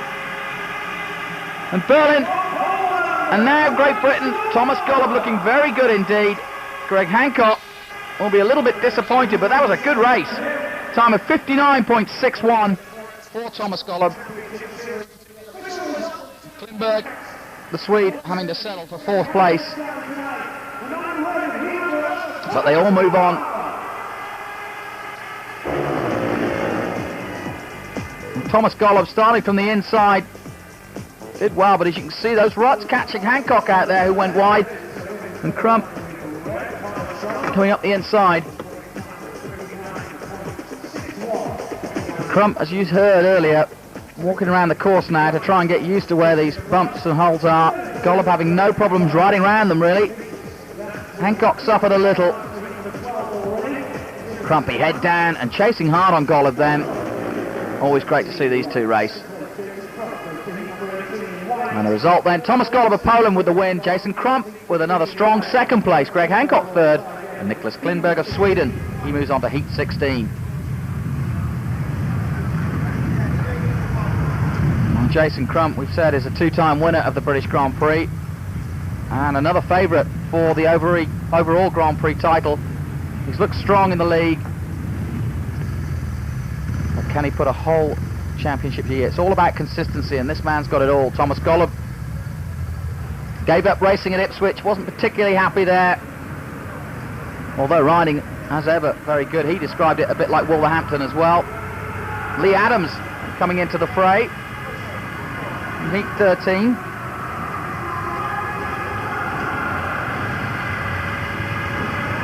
Greg Hancock with that third place in the last one.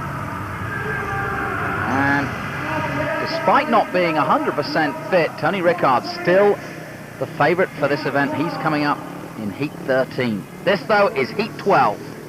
Nicky Pedersen, Ryan Sullivan, Jimmy Nielsen of Sweden, and Vittori Protasevich, who we see here on the outside. And there's the lineup. Nicky Pedersen is on the inside, Ryan Sullivan, and the two men who competed for Protasevich and Nielsen knowing the track a little bit better. And Nicky Pedersen, well, what can you say about this man? 3 wins and 2 seconds in Berlin, and he was a gnat's away from winning the overall. Brilliant display by him, and were it not for Tony Rickardson getting in his way, he would have been a Grand Prix winner in his first outing. So Nicky Pedersen could only build on that, surely. Protasevich on the outside, and so far that's proved to be a good gate.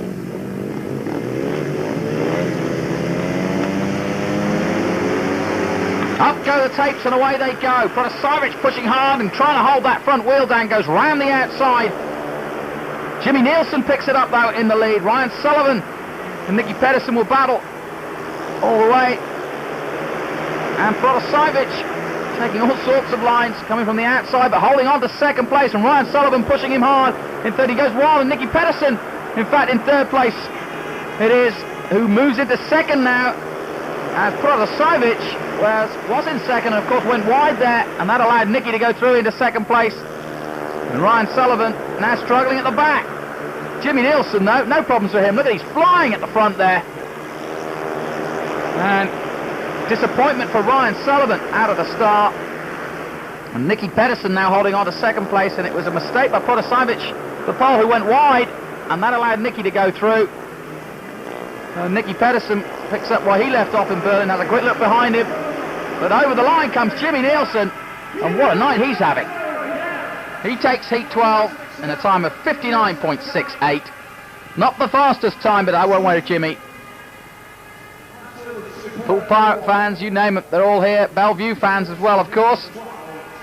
And Jimmy Nielsen giving them something to shout about. Winner of heat 12. And so far, he's had a pretty immaculate evening. Protasevich will be disappointed. Just went wide there. You see it here again. He looked good.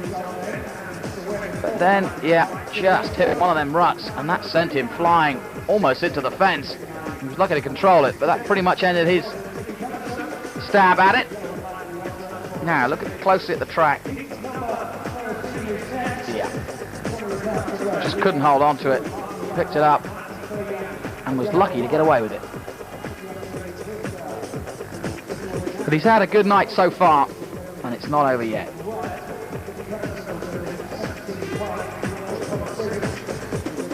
But the conditions are changing, and as Jason Crump pointed out, it's going to be the man who's most aware of those ruts.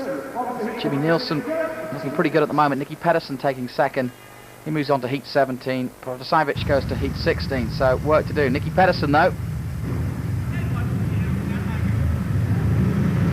another future champion in the making.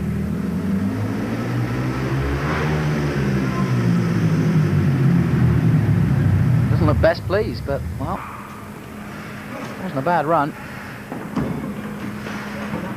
Jimmy Nielsen, well happy with his outing. He moves now on to heat 18. The only unbeaten rider is Sweden's Jimmy Nielsen. 3 rides, 3 wins. You must be delighted with that, Jimmy. I'm happy, yeah. I enjoy it. I made the main event, and my next aim now is to make a final, so you know, I'll do my best. You got up to number 2 in the series a couple of years ago, so you're looking for that sort of level again? I'll do my best. The Grand Prix is so hard these days. You know, you can have a really bad one, you can have a good one, but I'll do my best, and I'll see where I get to in Stockholm, see where we are then, you know. How are you finding the track there? I mean, you're out in front all the time, but is it riding smoothly enough for you? It's not too bad. It's a few ruts, but I mean, it's a freshly laid track, and it's doing pretty good considering. What about the atmosphere? It's terrific, isn't it? Oh yeah, it's out of this world. I'm glad I part of this as a rider. You know, it's unbelievable. People that missed this, they missed the big one. All right, Jimmy. Well done, and thanks for your time. Good luck. Thanks. 13 unlucky for some, but the luck so far, certainly in World Championships, is with Tony Rickardsson. He's favoured again, and looking ever confident. And who'd have thought he was an hour away from an operation that would have put him out of racing for some 6 weeks. And the doctor said, well, you don't have to have an operation on that, and we can leave it till the end of the season. And so Rickardsson, being the racer, chose to leave it. And despite not being 100% fit, it won't stop him intimidating the rest of the pack. But it's a fairly intimidating pack in itself in his Heat 13 lineup. Lee Adams alongside him, and Mark Laram, the world champion. And Matty Furyan also on a big night and coming out of the 4th gate. So Furyan in yellow, Laram in the white helmet. Lee Adams yet to win a Grand Prix, but who'd have thought? He's been on flying form. Surely his time as a Grand Prix winner will come soon. Tony Rickardsson, the 3-time world champion, and has looked, well, ever hungry. Back in Britain, of course. And coming out of the inside.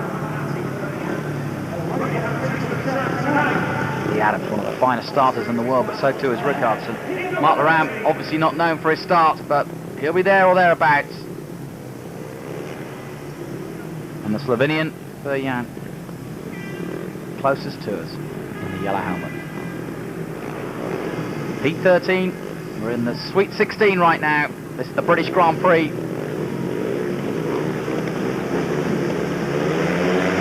Up go the Revs, up come the tapes, and away they go. Furyan coming, whoa, almost losing it, but coming flying across there, lost the impetus there after a good start. Mark Laram in 3rd place, but the battle is at the front between Tony Rickardsson and Lee Adams. Tony Rickardsson getting a good start from the inside and looking comfortable. Lee Adams trying to go around the inside. Mark Laram goes around the outside of Lee Adams. Excellent stuff by the world champion as he slots into 2nd place. Lee Adams tries to reply, and bucking and weaving there as he pulls up there and hits one of those famous ruts that are starting to form. Laram holding on to 2nd place there, but Tony Rickardsson looking very comfortable indeed. He'll be chased down by Laram now all the way. Lee Adams in 3rd place after a good start. Can he reply to Laram? And Matty Furyan will have to settle for 4th place at this point. But Tony Rickardsson has come out firing from that inside line. And away he goes. Mark Laram looking at the inside, very close indeed, very close, but at the end there, Tony Rickardsson takes the win from Mark Laram. Lee Adams takes 3rd place. And Matty Furyan, well, he was never really in it. Came out of the outside, popped up well, but then just couldn't hold the front end down and went wide, and that allowed the rest to file on through. Tony Rickardsson starting his campaign very well in Heat 13, time of 58.99. Nothing slow about that. Takes the applause of the fans, and a huge group of Swedish fans here for this. Love to watch Tony Rickardsson. It's not just the Swedish fans who come to cheer on Tony Rickardsson. He's so popular with all the countries. Looking at Mark Laram and Lee Adams as Rickardsson pops out, and you can see that Matty Furyan just couldn't control that bike. Rickardsson ever comfortable, smooth as you like. Mark Laram had to wait a little bit. Was in 3rd on that opening lap. Took the outside line. Rickardsson picked it up and took that lead. Adams got into 2nd place, and here comes Laram around the outside. Just held it on. And Adams thought he was pretty secure in 2nd place, but here comes Laram around the outside. Just picks it up there. He takes it all the way into 2nd place. He'll now move on to Heat 18. Lee Adams into 15, and Furyan onto Heat 16. Tony Rickardsson to 17.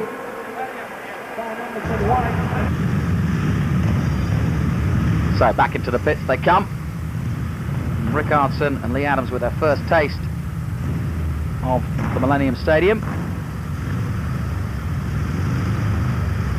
As we say, Lee Adams certainly due a win in the Grand Prix. It's amazing he hasn't won yet. 5th in Coventry last year and 7th overall in Berlin in his first outing. Tony Rickardsson, of course, involved in that huge coming together with Nicky Pedersen, and in the end finished 4th overall in Berlin and is chasing down Thomas Golub best he can now in round 2. Marc Laram rushing himself off. Better race, better performance by him. You'll be pleased with that. Still a long way to go yet, of course, though.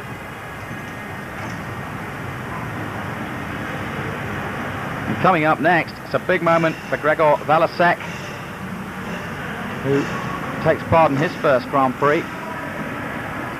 Replacing Peter Carlson, of course, who had a very, very big crash in the Elite League.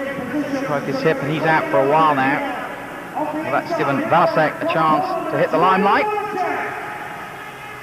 And Gregor Valasek of Poland, another one of the young Poles, so many now coming through, all following in the footsteps of Thomas Golub. And Golub's not finished with racing at all yet. I don't think he will until he wins that world title. So Valasek up the inside, he'll be in red. Todd Wiltshire, see for the first time, the Aussie, will be in blue. And Brian Anderson of Denmark. And Carl Stone here from the outside in yellow. Todd Wiltshire's been watching very closely.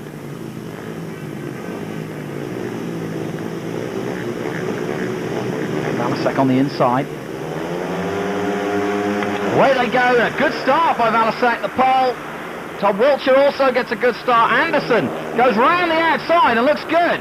Ooh, it almost comes together though with Valasek, who just seemed to lift off there, and that gave Todd Wiltshire the impetus, and he now takes the lead. So Anderson really balked somewhat there by Valasek, and Wiltshire pushing hard now. Here in heat 14, Todd Wiltshire in the lead, Valasek still battling. Stoney not getting the greatest of starts. It's still in the thick of it. Lap 2, Todd Wiltshire has the lead. Oh, all sorts of battling going on here. Valasek still in this in second place. And Brian Anderson dropping off, and Carl Stone here still in this in third place. So, Todd Wiltshire though not going to be beaten here. Heat 14 looks as though it belongs to him. Gregor Valasek, after a dramatic start from the inside, will take second place. And Carl Stone here takes third. Brian Anderson really bolt from Valasek as he lifted off there into fourth place. Good start then for Todd Wiltshire. And the veteran Aussie, I won't mind me calling him that, but he's been around a bit, but still as fast as ever. And having a good season too.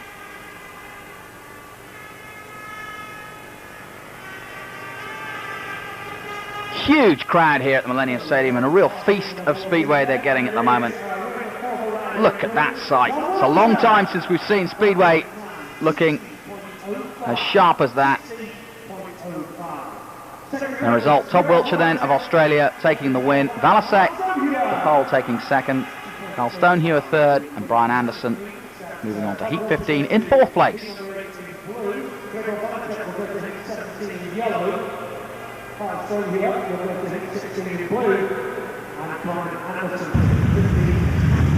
So Wiltshire comes back in and has a chance to talk to his mechanic. Of course, first time out, so he'll have a much better idea of where those holes and ruts are, and they are out there, and he's now all too aware of them.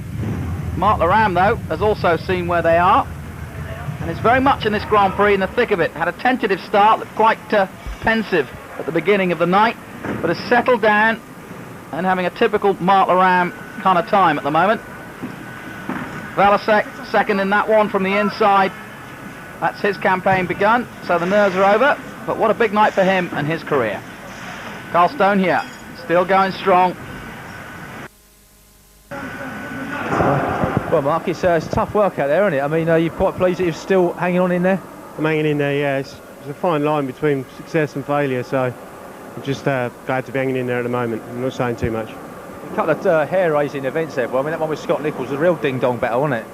Yeah, I think Scott's clutch was slipping a little bit because I was going forward out the corner and he weren't, you know. And there was the room there, but obviously we made a bit of contact, and you know, luckily he stayed on. The ring was all right, but you know, what else can you do? It's pretty cutthroat out there. The important thing is, Mike, you're still in there, and of course at this stage it's only one shout still. That's right. Yeah, absolutely. Great to see you doing it. Keep going, Mark. Well done. Thanks for your time. Thanks a lot.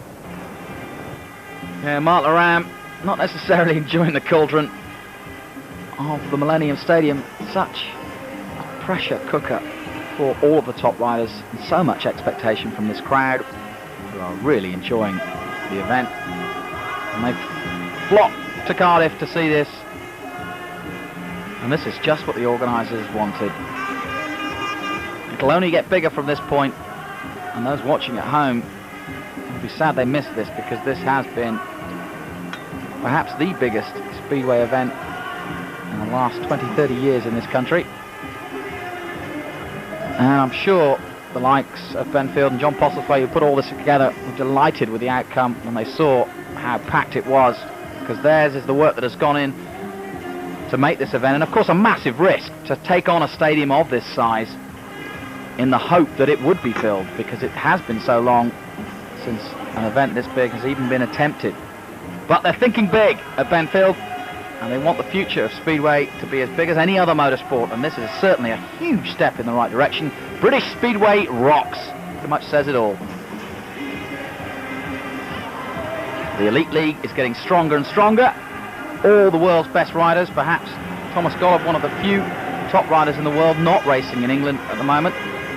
The Elite League hasn't looked stronger, and even the Premier League has got some pretty big stars. Carl Stone here, of course, is one of them.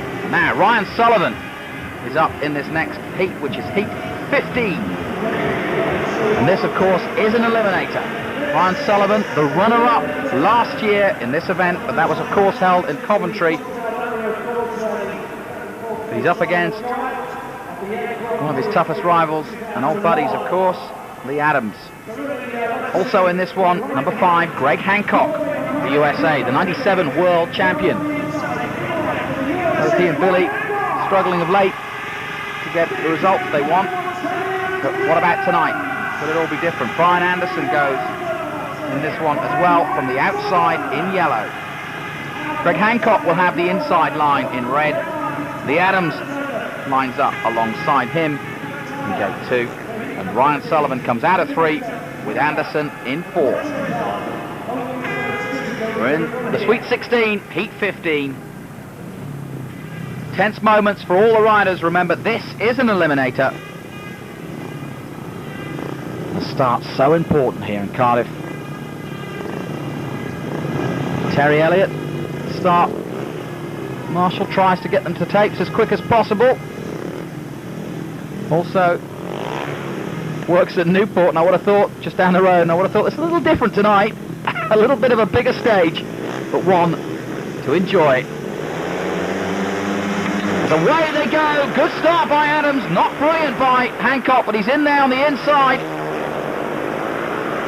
But Adams, brilliant start by him. Leads the way in the battle now between Sullivan and Hancock. Anderson dropping back. And Sullivan and Hancock battling away. And so far, Sullivan's got the best of it. Hancock looking for a way to try and find some more grip. But the man with all the grip is Lee Adams. Got a superb start and hasn't looked back since. He's on fire. Hancock trying every which way to keep with Sullivan, who went round the outside of Hancock early on. And now Brian Anderson starting to make a move in 4th place, but I don't think he's going to have enough time. But at the front, Lee Adams has looked unstoppable. What a great start and finish for him. He takes the win then in Heat 15 and makes it look easy. But unfortunately for Brian Anderson, it's all over. And Dane, not so great tonight. And of course Greg Hancock will also be bitterly disappointed. Not a good night for him either. So him and Billy Hamill, his buddy, the Americans not putting the best of shows on tonight, in a place they so desperately wanted to do well in as well. If you're going to ride well, this is the night to do it. Speedway's full attention on this event. Let's take a look at it again. Hancock from the inside. You can see it's not a classic Hancock start. And Adams is flying. Sullivan goes round the outside, and Anderson really had no line at all. Adams, though, leans right into that, full on, and makes it look very easy indeed. Sullivan and Hancock battle, but as you see, Sullivan comes round the outside, stuck with this outside line all the way round, finally picking up the grip and coming round Hancock in the process. So then the result, Lee Adams on to the Heat 19, Ryan Sullivan to Heat 20, Greg Hancock is out of the event, taking home just 6 points, and Anderson likewise just 5. Well, bit of disappointment really for Greg, and he was so confident about this event, I'm amazed. Well, just shows you it's tough out there, and even with the quality of someone like a former world champion like Greg Hancock, could be out early on in this, and it really is unpredictable as to who's going to take this. All the top men showing well, including the world champion, who's had a rocky road, but that's pretty typical of him. Lee Adams looking very strong, and his archetypal start, very fast, has served him well here.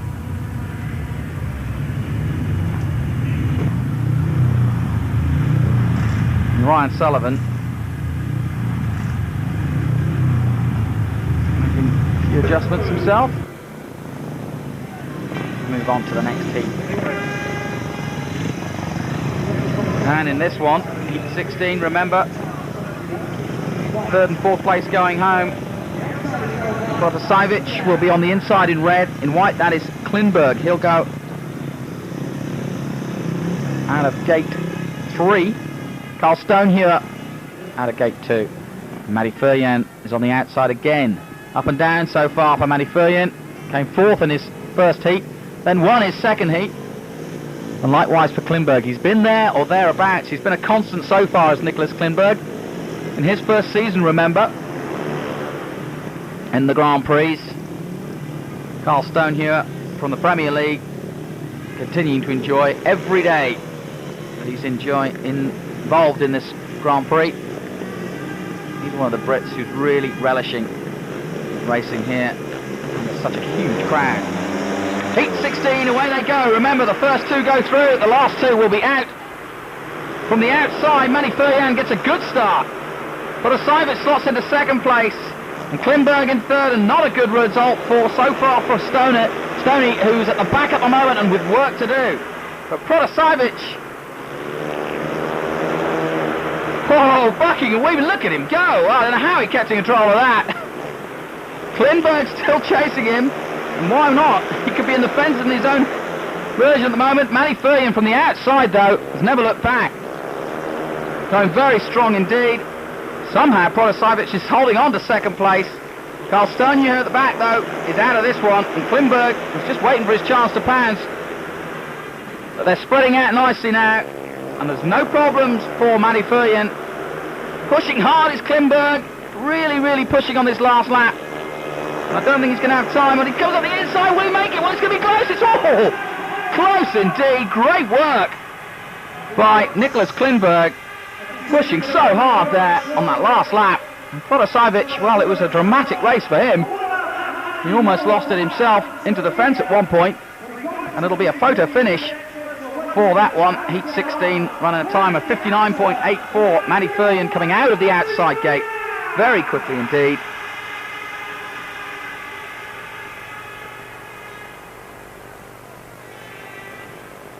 And they'll just have to look at that photo. We'll see it now as they come over in slow-mo. The winner coming through, but this is it. And yes, I think it is. Klinberg has taken it, but only just by half a wheel, if that. Great race by him. And Protasevich will be kicking himself because, of course, the first 2 go through. Matty Furyan, though, right from the start, looked good. Protasevich took a look behind him there on the outside. He knew that Klinberg would be a factor. And in the end, he was a huge factor because he took second place and moves on to Heat 19, and poor old Protasiewicz goes home. So the Pole gets 6 points, and Carl Stone here, another one of the Brits, goes out with 5 points.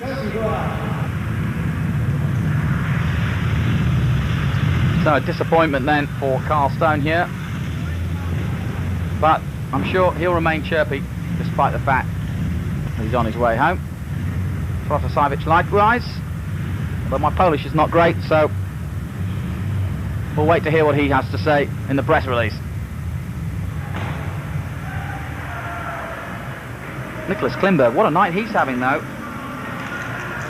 And Matty Furrian, a great result. Now he's obviously, Protasiewicz going to check to find out because he still doesn't know the result. But Klimberg does. You can see he's walking tall and back to his pits and starting to prepare himself.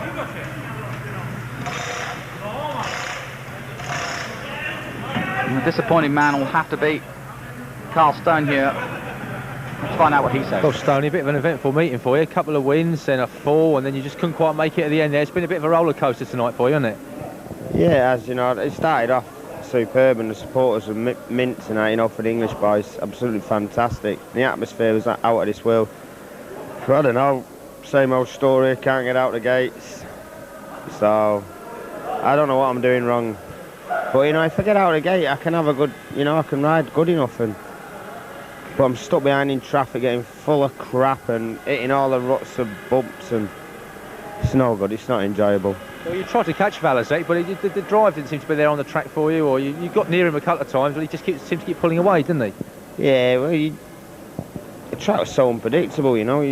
One minute he's spinning coming out of the corners, the next minute you're all bent out of shape and you don't know where you're going. It's same for everyone, you know what I mean? There's no excuses. My only excuse is I never got out the bleeding starts.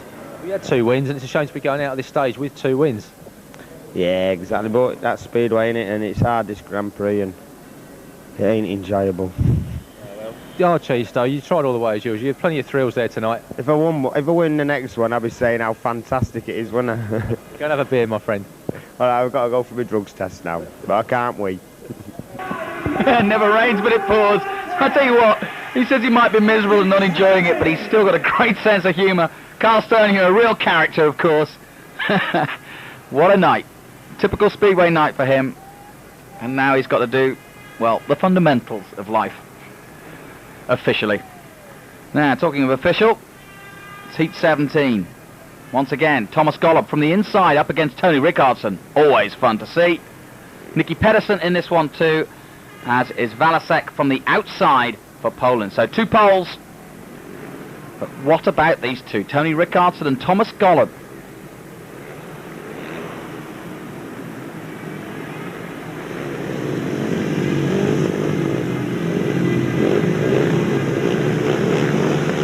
In 17 then, Valasek on the outside. Valasek can't get that front wheel down, and away they go. And Valasek goes down. Well, all on his own, he went down. Golub picks it up. Rickardsson in pursuit, and Pedersen trying on the outside, but quite some way off now. Rickardsson in pursuit of Golub and not too far behind. Golub takes a quick look back. Rickardsson's right there.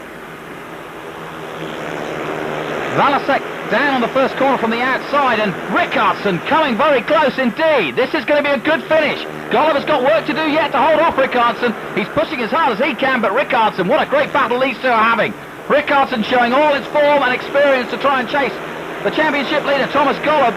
And with 1 lap to go, Golub still has the lead from Rickardsson. Nicky Pedersen dropping back, and Valasek already hit the dirt already. Rickardsson's got 2 corners now to go round the outside. He tries this time. I don't think he's going to do it. Golub's going to hold the line, but it's close.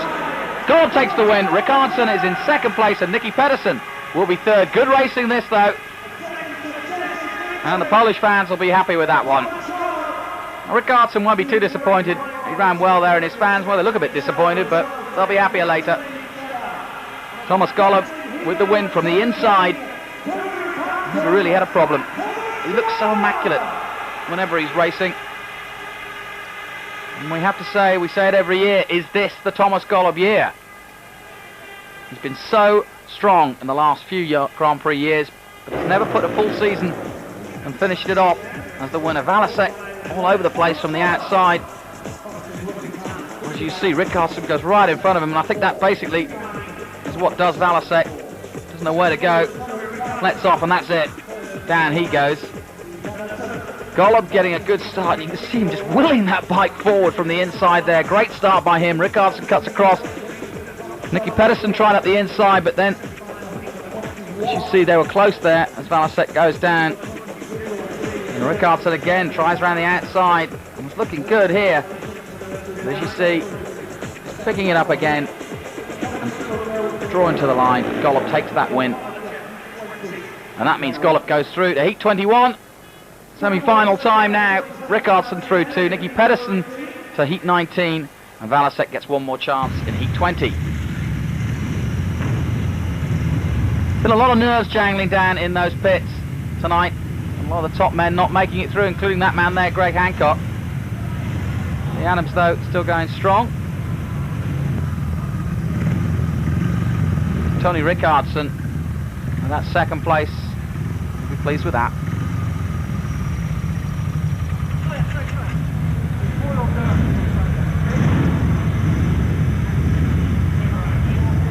Just wonder how many changes people will make as we come down to the business end of this second Grand Prix of the year. Thomas Golob doesn't need to change too much. He's very comfortable. He never shows any signs of any of the emotions that he may or may not be going through. Cool and calculated, and I think that's why he's so intimidating to the other riders. He gives very few interviews, keeps to himself, goes about his business, and is so different really to Rickardsson, who's happy to talk at any time really. As we look at the lineup for Heat 18, Jimmy Nielsen on the inside has had a great night so far. Todd Wiltshire is in gate 2. Jason Crump also having a great night. He's in 3, and Mark Laram is on the outside, so this one will be very interesting indeed. Ram needs to start better.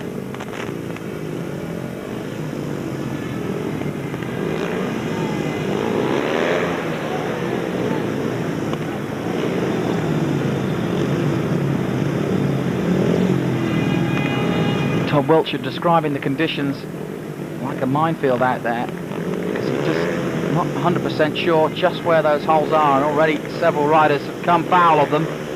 Ram on the outside then, in yellow.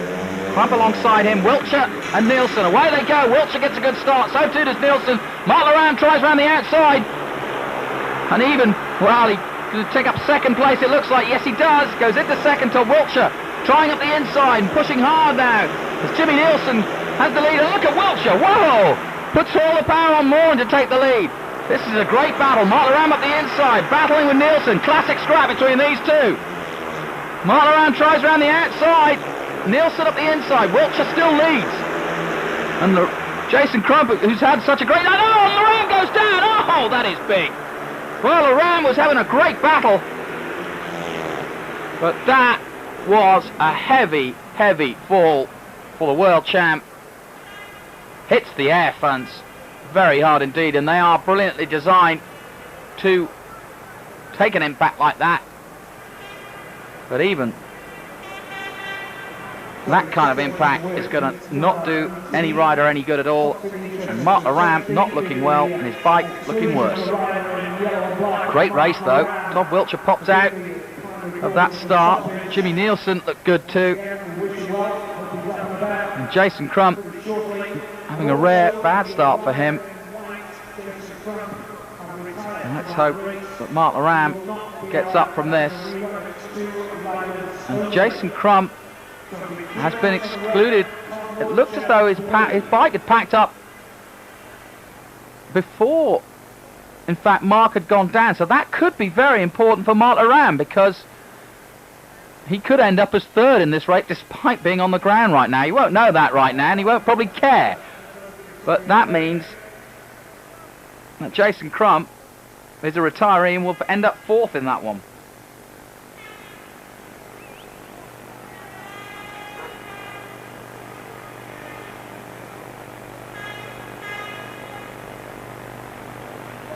Well, good to see. Mark Laram is up.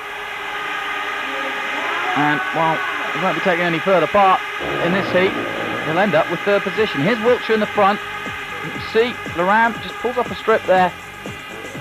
Goes quite wide, yeah, he was well wide on that one. Tried to hold it at home, and he basically put the power on again to try and see if he could get round, and it was just no going round. And he flew into that airbag at some speed, but good to say, hobbling a little, but bam, back to the tunnel and ready for another fight. Here it is again, you see how wide he is there. Yeah, and just hits another rut. He's still on the power, and he was lucky to get away from that bike too. Did the sensible thing and let go pretty quick. But here it is again, and he just, as he's coming in here, yeah, just hits that big bump and really loses control at that point. Tries to save it, keeps on the power, and of course that just sends him even more acceleration into the airbags. And aren't we glad that they are there? Because if they hadn't been there, he could have been in the 6th or 7th row. And if he isn't injured, he's got lucky away with that, I'll tell you. Yeah, yes, well, he is, but as they say, only a flesh wound. He's getting checked out by the doctor, and I'm sure I know exactly what he'll be saying. I'm all right, I'm all right, I'm all right, let me get out there. Norrie Allen will be working on the bike feverishly now, trying to get it fixed so that he can go into heat 20. But he doesn't make it easy for himself, does he? But that's why we love him so much, the world champion. Great to watch race. And the question is, can Wiltshire do what he did before? Jason Crump looking for a better start. Of course, out of this, and there are just 2 of them now, Jimmy Nielsen and Todd Wiltshire. Must be strange to race, and there's just 2 of you, but at least you know where you are and what you've got to do. Heat 18 then, a rerun of that with the other 2 excluded. Wiltshire on the left-hand side of your screen, in the white, blue helmet. And the Nielsen from the inside, away they go. Good start, not a good start by Wiltshire, but too much in the air there, and that's given it to Nielsen. Now he's got a fight on his hand. And Nielsen won't probably look back now, he knows he's got that lead. Wiltshire still pushing hard, but the first lap, Nielsen is away with it, and looking very strong. Wiltshire just lifted that front wheel off the start there, and after that, he lost the impetus. And Jimmy Nielsen, again, looking very comfortable on his way to another heat victory. Here in heat 18, what a night it's turning out to be for Jimmy Nielsen. And he's extending that lead now. And Todd Wiltshire, well, obviously he doesn't need to do anything, and we'll just settle for 2nd place.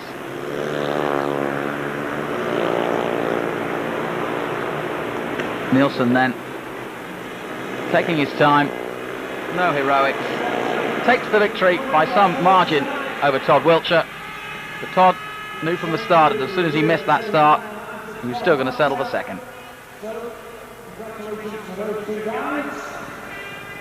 So Mark Laram and Jason Crump will have another bite at this British Grand Prix.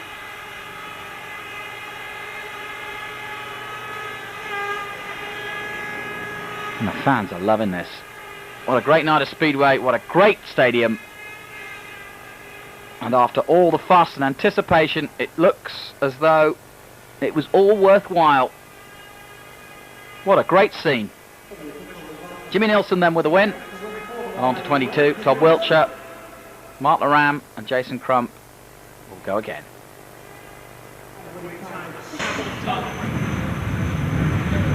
Wiltshire back in the pits. A bit war worry after that. Takes it out of you when you've got to keep doing the reruns. And he's not getting any younger as old Todd. Thomas Gollop just waiting for his moment. Just keeps to himself. Okay. Jimmy Nielsen, probably a little bit more verbal.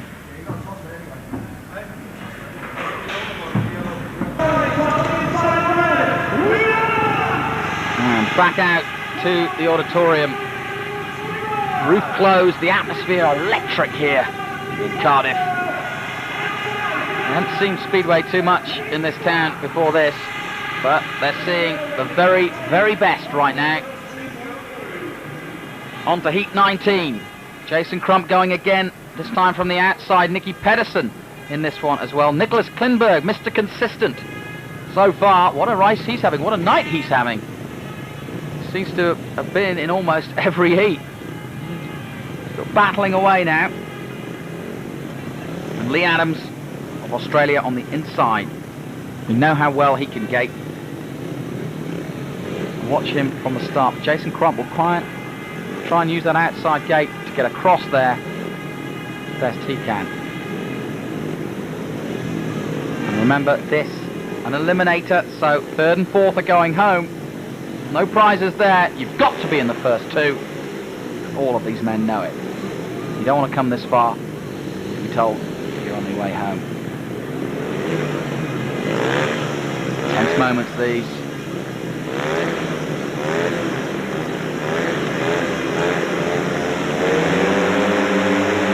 Heat 19, away we go from the inside. Lee Adams doesn't get the best of starts. Klinberg gets a better start and he takes the lead.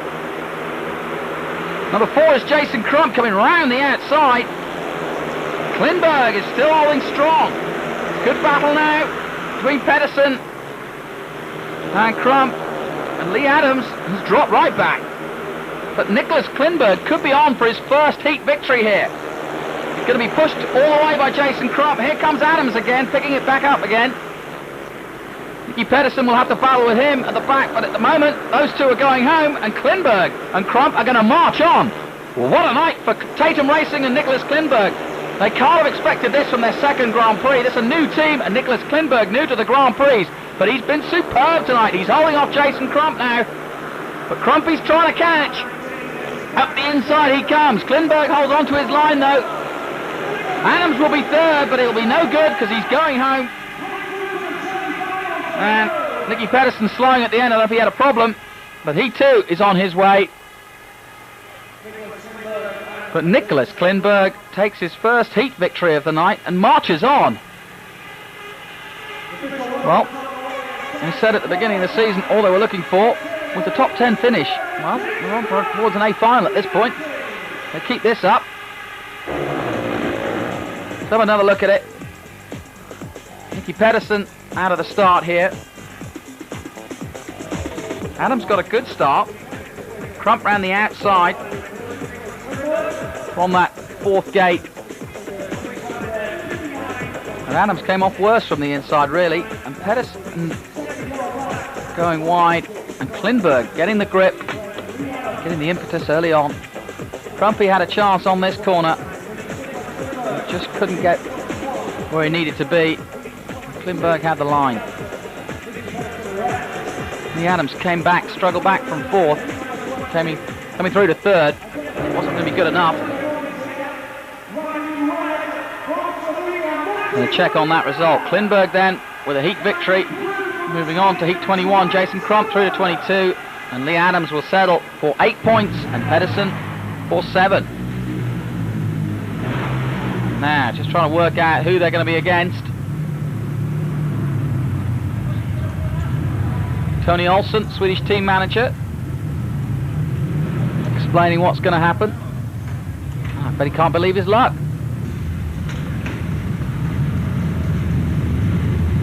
And Lee Adams will be disappointed. Such a great gator usually. Had the inside line as well.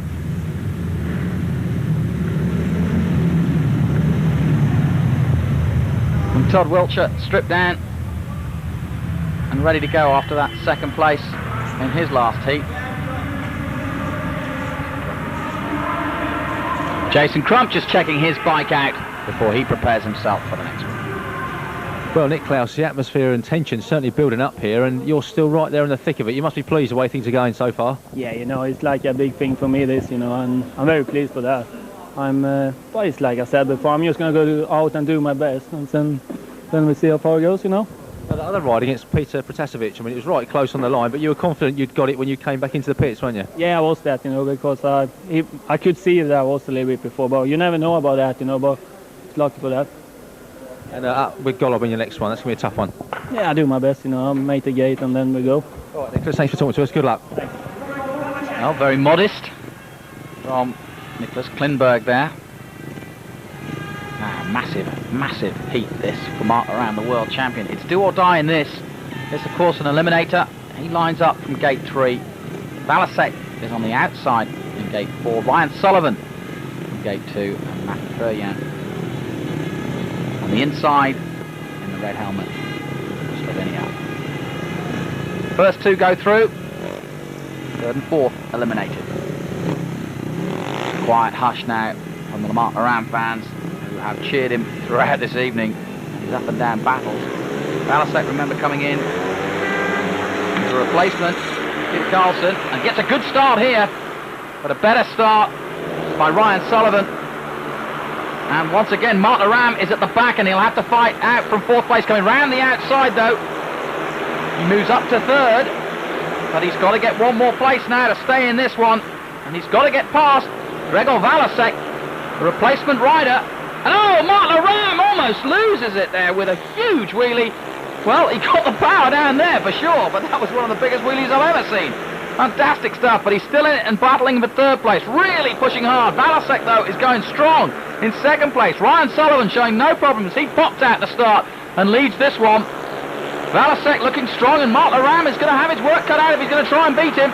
He tries round the outside again, and he is really trying everything. This is home interest going into the win now if he doesn't get past on the inside. He has another look where Valasek is holding on the pole, riding superbly, and there's nothing the world champion can do. He is out of this event as Ryan Sullivan takes the win. But that is it for Mark Aram. He's packing up and going home. And who'd have thought Gregor Valasek, the man holding him off in his first Grand Prix. Bitter disappointment then for Mark Aram. It's not been an easy evening, and I think he'll almost be relieved. So much pressure. The British fans, though, cheering him on. It was a valiant effort. He did everything in his power, including a massive 40-foot wheelie. And it wasn't in celebration, unfortunately. He was trying to hold it down. Had he not had that wheelie, he may well have had a crack at Valasek. What a race. Here it is from Mark's point of view. Not a bad start. Valasek from the outside had a good start, but Sullivan popped out of gate 2, and he went straight into the lead. And as you see, at that point it was all uphill work for Mark Aram. Matty Feryan didn't get the good start either. Try as he might, and look at this wheelie. How did he control that? He had to use his left foot, and if he hadn't, I think he would have been over the back. Well, 3.5 for difficulty, but no cigar for that, unfortunately. Great for entertainment, but I think the crowd would have preferred to see him go on. But in the end, Valasek looked over the wrong shoulder. He probably didn't know how close Mark was. But Gregor Valasek goes through in 2nd place. Check on the result then. Ryan Sullivan through to 22, Valasek through to 21, and Mark finishes with 8 points, and that means that his World Championship is going to be a big, big struggle. Ryan Sullivan, a superb start by him. And desperate for a win, of course. Runner-up in last year's event at Coventry. 11th the year before, 4th the year before that. And his form has once again peaked at the right time. Riding very well indeed. Now we're starting to get down to the tough part of this event. Valasek in a great buoyant mood though after that. Well, he should be pleased. It's got to be so hard to come in as a replacement. No expectations really, especially coming into the main event as well. So he had no time to really get himself dialed in. And well, what a night. Says it all. Dejection complete for Mark Aram, but he's a grumpy old campaigner. He'll be back. So, home interest out of this. We move on to that first semi-final. And the points difference now between a win and a loss here is huge.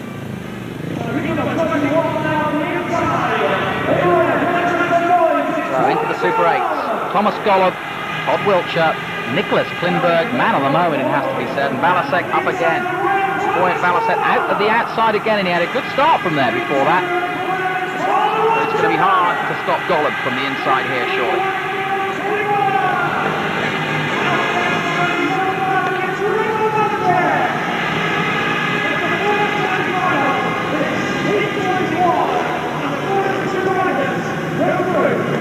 Todd Wiltshire in gate 2. He's taken a wide berth there, looking to try and come across Golub. Valasek on the outside again for the second time. Away they go. Golub doesn't get the perfect start. Wiltshire does get a good start and goes... Well, he's just got the inside of Golub there, who goes a little bit wide. Wiltshire... Oh, no, Wiltshire's lost it! Well, a very similar thing to Mark Laram, but he wasn't able to hold it. He got a great drive out of the corner, and it looks as though Valasek had to lay down his bike just to avoid him. But Wiltshire was going strong, and then it all went horribly wrong. A huge wheelie, and he just couldn't hold on to it. And he was looking good up until that point, but Todd Wiltshire, I'm sure, will be eliminated from this because he has no one else to blame but himself. He tried to come up the inside of Golub, who didn't get the most brilliant of start. You can see it there. He was lucky to get away without hurting himself. Here you see, look, he just hits one of those ruts, and it picks right up, and there's nowhere to go from there. And he just looks back. He's almost looking in disgust at that hole he hit. Here it is again. Boom. Down he goes. And whoa! Golub was lucky, did an amazing job to avoid him. Look how close he came. Valasek had no choice but to lay his bike down. So Golub actually was actually threatening to be in the middle of all of that. But brilliant riding on his behalf has allowed him to go through. Todd Wiltshire excluded then. He'll be well miffed with that.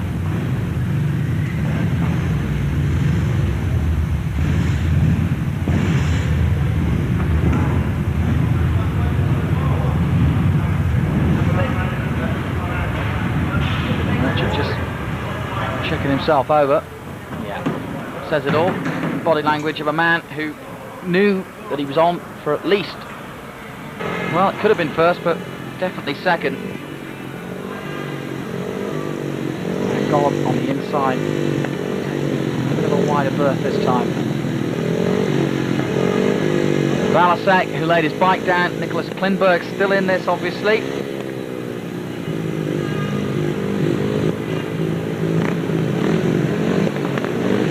Golub, such a great starter. Klinberg has his work cut out here against the championship leader, and it is Golub who picks it up nicely. Valasek almost comes together with Nicholas Klinberg. Valasek going around the outside. Klinberg holding on to the inside and going into second place. And Golub, well, he was away from the tapes. Klinberg, though, pushing hard. He has a look over his shoulder, does Golub. But he hasn't put a foot wrong all night. And Klinberg, as try as he might, I think it's going to be hard pushed to stop Tom Sconley in this sort of mood. And the pole continues to drive forward to yet another A final. Looks over his shoulder one more time. No need, though, really. Valasek dropping off at the back. But it's been a good performance by him. He'll be pleased with his day's work. But Thomas Golub, no stopping him. The championship leader on his way to yet another final. Klinberg will settle for second place, but there's no stopping Thomas Golub in this sort of mood. And the Polish fans that have made the way all the way from Poland to see him here in Cardiff have something to cheer about yet again.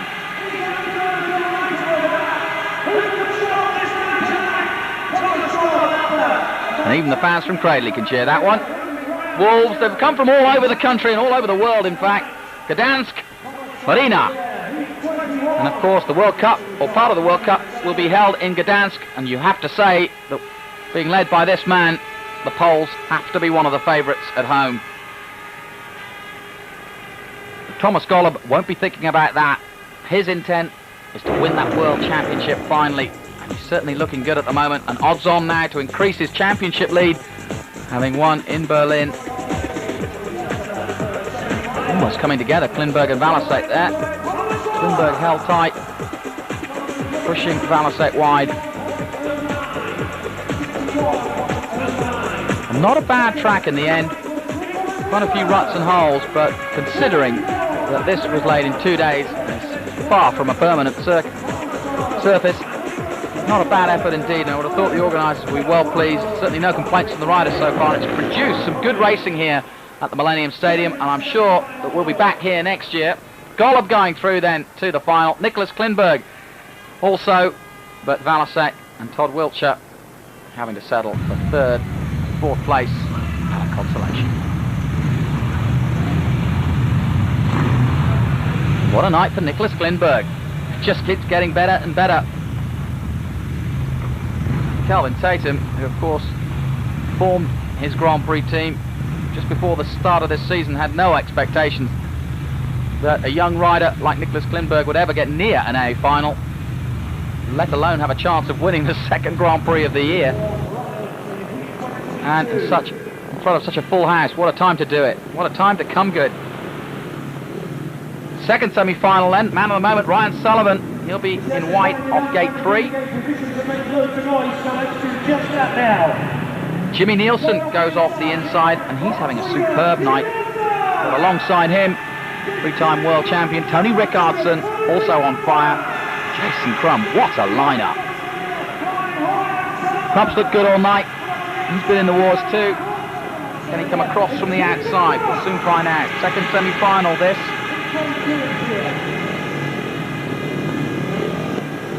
Ryan Sullivan swapped his bike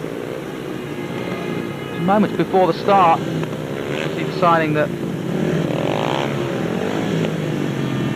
his second bike will be better for this particular heat. Crucial time now on the outside then.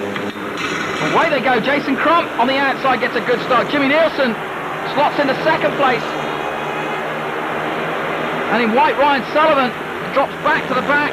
And Tony Rickardsson now trying to fly around the outside. But then comes Jimmy Nielsen. What a great battle. In comes to the inside, comes Rickardsson into second. Nielsen goes down to third.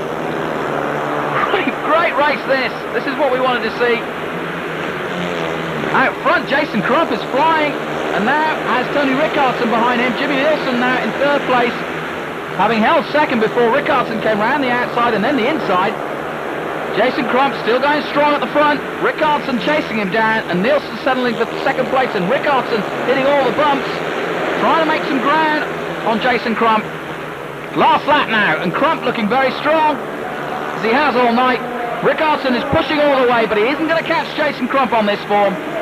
Jimmy Nielsen, who had a chance of taking second place, has dropped down. And Ryan Sullivan, well, just a disaster really for him. Nielsen in the end actually finishes fourth, and Ryan Sullivan comes through to third, but it won't matter. They're through to the Consolation. And Crumpy marches on, as does Rickardsson, and that makes it going to be a very interesting final indeed. And once again, that salute from Jason Crump says it all. He really is enjoying this British Grand Prix. I don't know what it is about racing, and the British Grand Prix in particular. He seems to love it. The Swedish flags have been flying all night. Tony Rickardsson has certainly given them something to wave about. Let's have a look at this again. Early on, Jimmy Nielsen really fighting with that bike.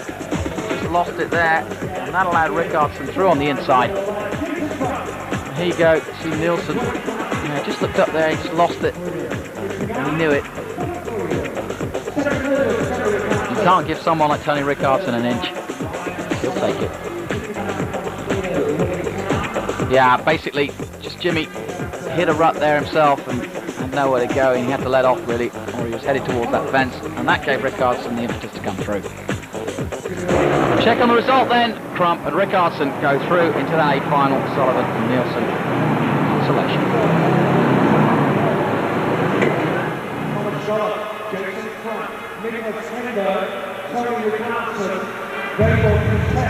Back to the pits then for Tony Rickardsson. Jason Crump likewise. Thumbs up. Bike's good. He's certainly very good on the night. What a night it's been. Crumpy has been so up throughout this night. He is really, really pumped up for this. And I'll tell you what, you don't need a better environment to come right in than this. Crump family, of course, a legacy in this sport. His father and his grandfather rode down at Newport. man, Tony Rickardson, ever the analyst. And coin toss now. See who gets first choice, Gollop and Crump. You're on the track, right? And it looks as though Gollop has first choice. So, massive importance. Jason Crump won't be too distraught by that. And on to Consolation now. Of course, this one. That's Jimmy Nielsen in white, who certainly deserves to win this, if anyone. He's had a great night. Todd Wiltshire will go from the outside. Two's had an interesting evening. Gregor Valasek can't believe his luck in the Consolation final in his first Grand Prix. What a night. It's been a strange season for that. Who'd have said that Gustafsson would be in the A final of Berlin, or Pedersen for that matter. But Berlin was a completely different night. The conditions, the weather conditions playing such a part. No problems with that here with the roof on in Cardiff.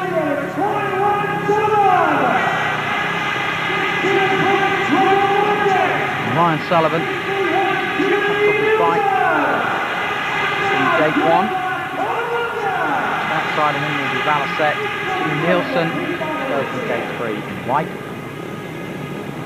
Todd Wiltshire on the outside. Calm hush in the crowd now.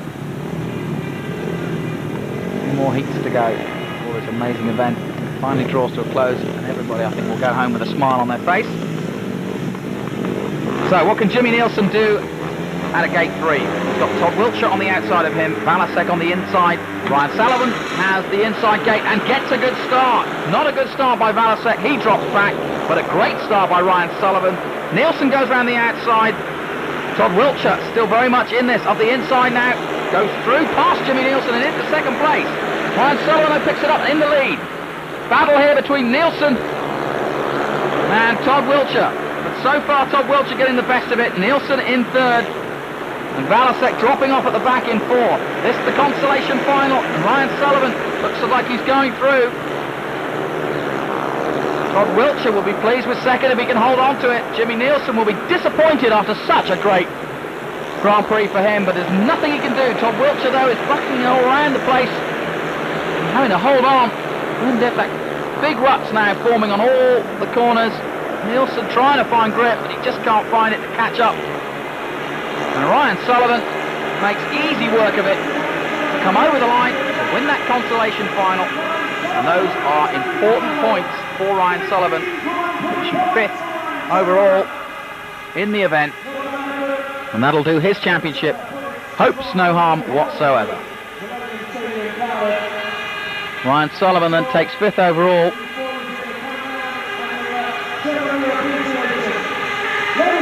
He wins that Consolation final. Now it's just a big one, and you'll remember that Thomas Gollop has choice of gates, having won the toss over Jason Crump. And this is what this huge crowd here in Cardiff have come to see. The very best in the world find it out. Here's another look at it. Jimmy Nielsen, Ryan Sullivan, the inside. Nielsen in white, just outside him. Ryan Sullivan looked very strong indeed. Wiltshire is on the outside of this side, tries to cut in. Got some grip to try and get him past. Valasek, well, had nowhere to go when basically Wiltshire went right across him. And that was the end of his day. Wiltshire battling on though. Jimmy Nielsen probably will be the disappointed one out of that 4. But good points for Ryan Sullivan, 15 in all, 5th overall in the Grand Prix, having been runner-up last year.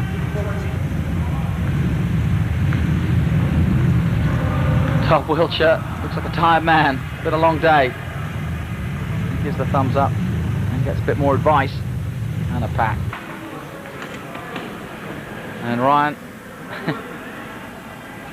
never looks too happy, always looks like he's concerned, always looking ahead to the next one, whatever else is going with him.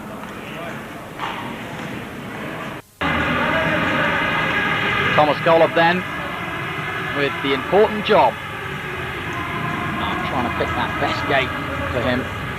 Doesn't want to hear the sound of that crowd when he comes out there, because it's going to be deafening. Nicholas Klinberg, what a night for him. Tony Rickardsson, as cool as you like. Typical Tony. There's nothing much that will ruffle the feathers of Rickardsson. Presumably Golub will go for that inside line. It's been so good for him so far.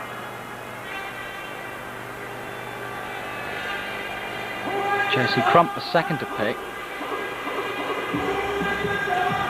Golub so far has to be the favourite at the moment. He's looked untouchable. Then again, Rickardsson has looked good too. Either way, the crowd have had a ball.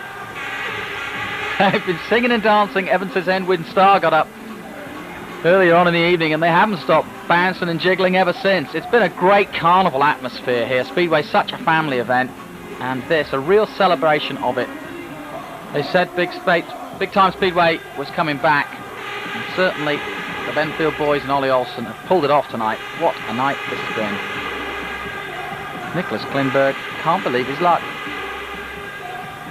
He's got some tough work to do though, against the likes of Golub and Rickardsson, that's for sure. But he should be buoyed by the fact that he's already won a heat.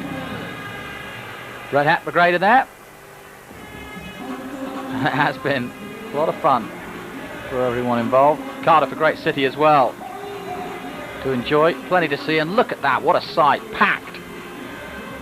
And in Speedway turns we haven't seen this sort of thing for a long, long time, and it's really great to see.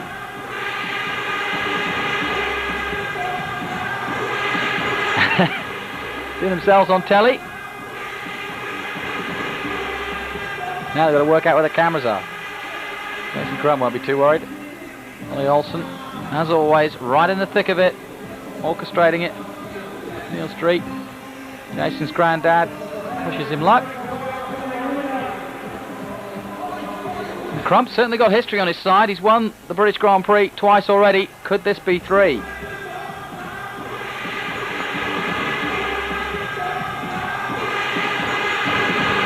So they make their way out. Such an important time. The nerves jangling here, especially when they hear this.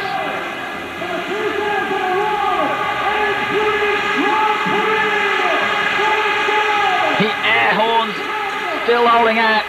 Huge roar by this massive crowd. What a feeling.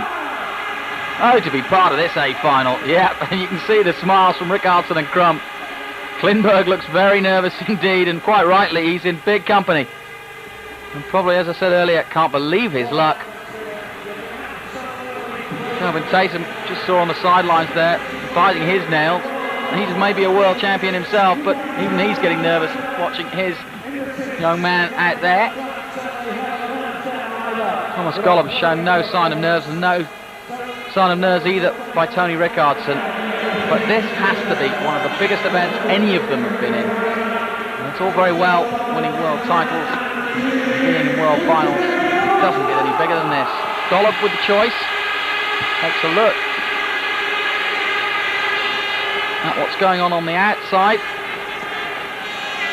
Doesn't seem too impressed with 3.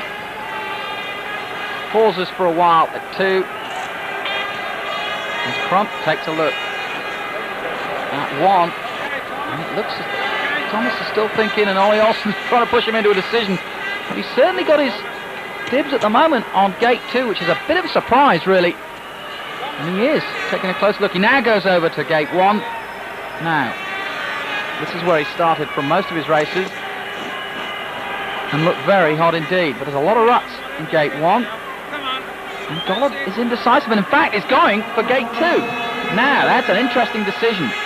Jason Crump surely will go for the inside after this, or will he? Well, Crumpy's having a look at the outside at this point. Now, what is Golub's thinking on this? He's got to be sure that Rickardsson is probably the better starter of all 4 of them. And it looks as though Crump is going for gate 4. Now, gate 4 has been very good indeed so far, and it's sure enough a very confident-looking Jason Crump goes for gate 4. Now, Rickardsson will surely go for the inside. And Golub must be wondering whether he's made the right decision or not. He knows how fast that Rickardsson can get, and sure enough, The three-time world champion does go from the inside, so Golub's got his work cut out because he'll have to get across Rickardsson. He's going to get into that first corner first, and that's what this one is going to be all about, as it always is, it seems. But especially here on this tiny, tight circuit here in Cardiff. And the track conditions have been superb throughout. There's quite a lot of bumps and ruts out there, but by now these four will know them by heart. Nicholas Klinberg then will have to settle for gate 3, but he's just happy to be in this company, I would have thought. But that's not taking any credit from him. He has ridden superbly and deserves his place in that A final. And this crowd deserve a medal for cheering for almost 4 hours now. But they have enjoyed every minute of this, and they're in for a thriller. This could be massive in terms of the World Championship as well. Thomas Golub, of course, leading it after Berlin.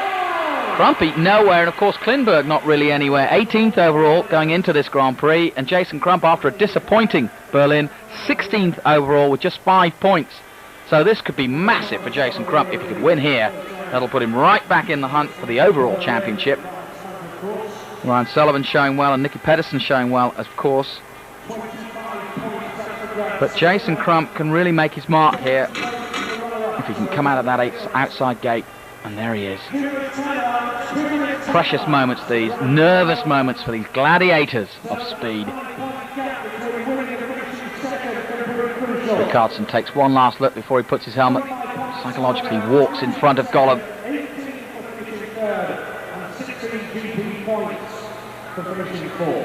Hold on. And about an outside flutter on Nicholas Klinberg. And luck's been running as well. Surely the pressure must be off him. And who knows, he could be a contender after this. Certainly going to put him right up there in the points. Put him in the top 10. Huge ruts at the start here. Vital to get the grip. And Golub, remember, going for gate 2, which was a surprise. Maybe his thoughts were that Jason Crump would take the inside, and that would force Rickardsson to the outside. But unfortunately, if that was the plan, it has somewhat backfired, because now he's got the three-time world champion, Tony Rickardsson, fast as you like, on the inside, and he has to make the start and has to get into that corner before Rickardsson. Thomas Golub, though, showing signs of nerves. He's changed his bike now, just moments before the start here. Obviously deciding that he's not feeling 100% comfortable. Golub, ever the master, I would be not one to criticise his decision. He's so often made choices at this pressure situation of the meet, come out trumps. It's been a long night, some great racing. Millennium Stadium has been everything that everyone involved hoped for. Now, the big finale. Tony Rickardsson on the inside, Thomas Golub out of gate 2, Nicholas Klinberg, the surprise really for this A final, coming out of nowhere. Had a brilliant night. Jason Crump, consistent all through it, bit in the wars, now comes from the outside. A lot at stake here now. Any of these men stop Thomas Golub, the championship will become ever closer. He's tentative off the second, but a good start by Rickardsson. Not a great start by the other three as Rickardsson slots into the lead. And it looks as though, well, Crumpy goes round the outside. Not a good start by Thomas Golub, who's, as you can see, working really hard now, and Jason Crump now picks it up and goes into second place. But they're all chasing Tony Rickardsson. Rickardsson looking very strong indeed. And I don't think anyone's going to catch him, as Jason Crump holding on to second place. Thomas Golub made a mistake, who started in second place, didn't get the best of starts from gate 2. Crump came round the outside, and he's holding on to second place. Mistake there, though.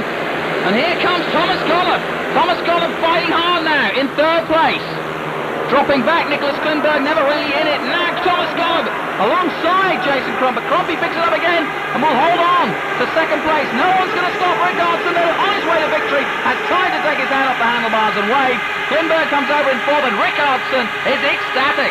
He's the winner of the 8th FIM British Grand Prix, round 2 of the championship. And that'll put him right in pursuit now of Thomas Golub, who ended up third place, having been in second early on. Didn't get the start. And Jason Crump showed his class, and what a night, but what a night for the, well, semi-injured, we'll have to say, Tony Rickardson. It doesn't matter. You can put any obstacle in his way. A double wheelie by Rickardson, and Crump is delighted with that result. His wife, Anna, and daughter give him a wave, surrounded by the Swedish fans. The British fans have loved that too, but Rickardson, what an appropriate king of Cardiff he's turned out to be. The man of the moment, back on form, and now moves into second place in the championship, just 2 points behind Thomas Golub, and that is massively significant as we head to Voyens and round 3. Todd Wiltshire is in third place overall. Jason Crump now moves right up to fourth place overall in the championship, and on the phone home probably, and in tears, and making that fateful call to tell him that Tony is once again going to be breakdancing for all the crowd at the end of this one. He gets the bumps, and quite rightly too. What a great night. Cool as you like, always look cool, calm and collected. They say when it comes to big occasions, the big men bristle up and do their best, and Rickardson never showed any signs of pressure. Neither did Golub, except for perhaps his choice, and here was Golub out of gate 2.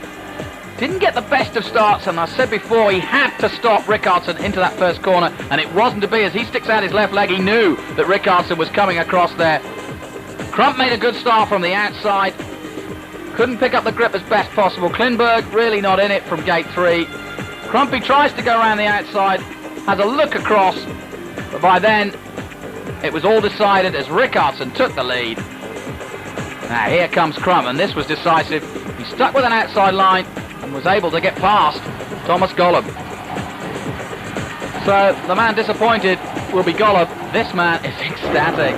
He's running back down to his pit. I don't know what he's doing. He's getting the change. It won't matter what this point is. Just wait for the champagne. Looks like Greg Hancock congratulating him there. But a great victory for Tony Rickardson, and what a significant change to the championship for him, because fourth place overall going in, he now moves just 2 points away from the championship leader.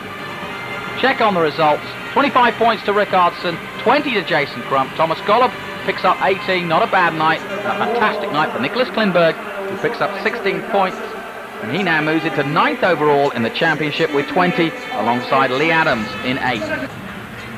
Mark Laram goes over to say well done, a hobbling, rather dejected figure, the world champion. So much expectation for him on the night, and really he'll feel as though he let his fans down, but he'll be back. And Rickardson, well, he's starting to get back out there to the adulation of these fans, because they have loved watching him race. Thomas Golub will be disappointed. It's hard to get an interview in the first place with him. I don't think he'll be giving too many away tonight. This man will talk to anyone, and probably will talk all night. What a great time he's had. And look at him, he's almost sprinting up there. Off he goes, dressing on the way, making sure the sponsors are happy. He's got clean kit on, ever the professional. He knows that the world is watching him, and this is an important time. So he gets on a set of clean gear and heads back up the tunnel. The Swedish fans are elated, so too are the Aussies, and they know they're on camera. Yep, they don't know which way to point, but they're having a good time. So a great night for Tony Rickardson, and a superb night for Speedway overall. It may be a cliche, but this time it very much is the case. A fitting king of Cardiff is Tony Rickardson, and Jason Crump, well deserved of his second place. He fought all the way. Not easy to pass Thomas Golub around the outside. I'm not sure that lady's too happy about what Tony Rickardson is doing, but she'll have to get used to it. And Tony's about, and he's in a mood, or in the mood. A lot of arguing with him. He's going to have a ball tonight. It's good to see him up there too. Who'd have thought just a month ago he was facing a 6-week layoff from the sport to have an operation on his thumb, but at the last moment decided not to have it. Isn't he glad of that now? Right in contention for the World Championship yet again. Just 2 points now between him and Golub going into the next round. But this Grand Prix Series long way to run yet. I think Tony will be dancing all the way. Thoughts of giving up, thoughts of going into retirement or even taking up touring cars. But no, he came back with a vengeance. A little bit of unfinished business. I don't think Golub was too particularly pleased to see Rickardsson lining up again this year. Rickardsson, such a foil. Oh, what a shame for this man, Mark Laram. That crowd, so desperate to cheer him to victory. And even when we saw the national anthems, you could see that Mark was perhaps looking a little too pensive.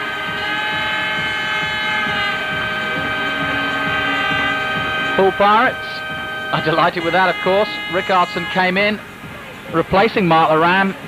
And I'll tell you what, they've forgotten Laram to a certain extent now, because Rickardsson has given them so much to cheer about.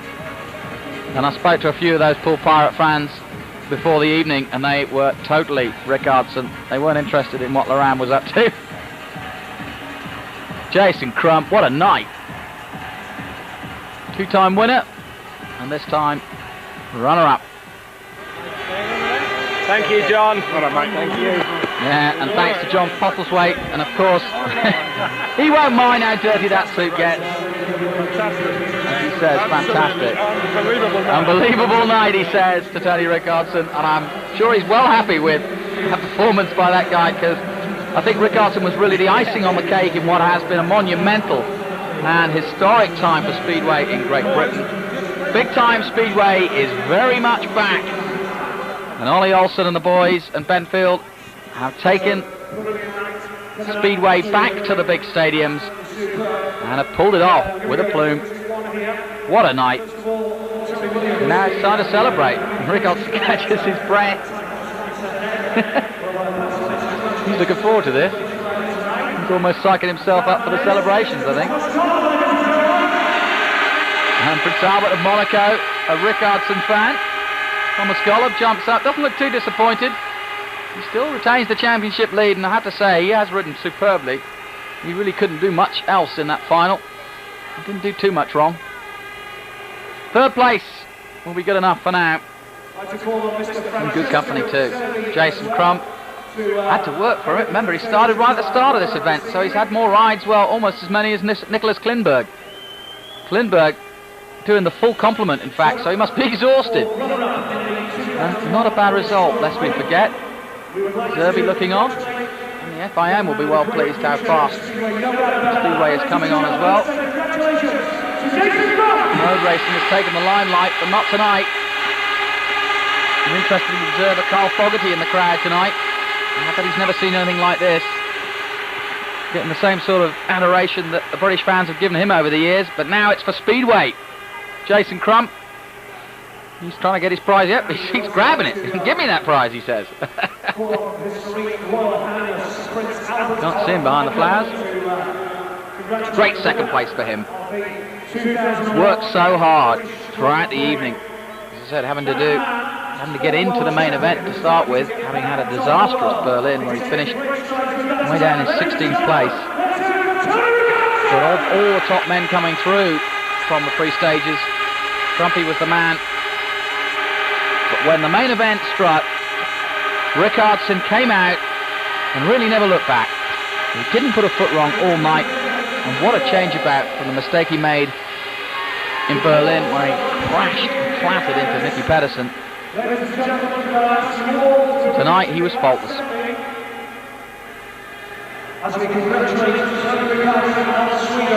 All the concerns about whether the track would be good enough, whether the crowd would come, whether it would be the big event that everybody hoped, are all gone and put aside now. The riders don't know whether to take their hats off, put them on. Too much to hold as the national anthem is played.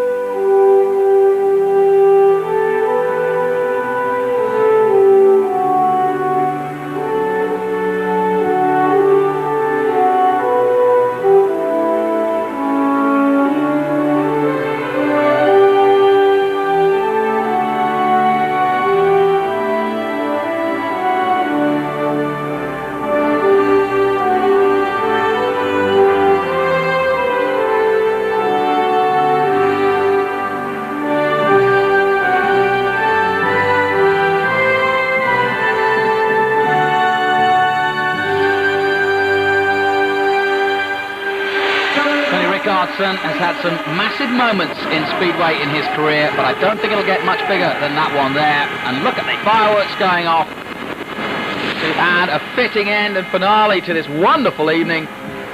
And now petals, red petals coming out as well, smothering the top three men. Rocking all over the world is the tune being played.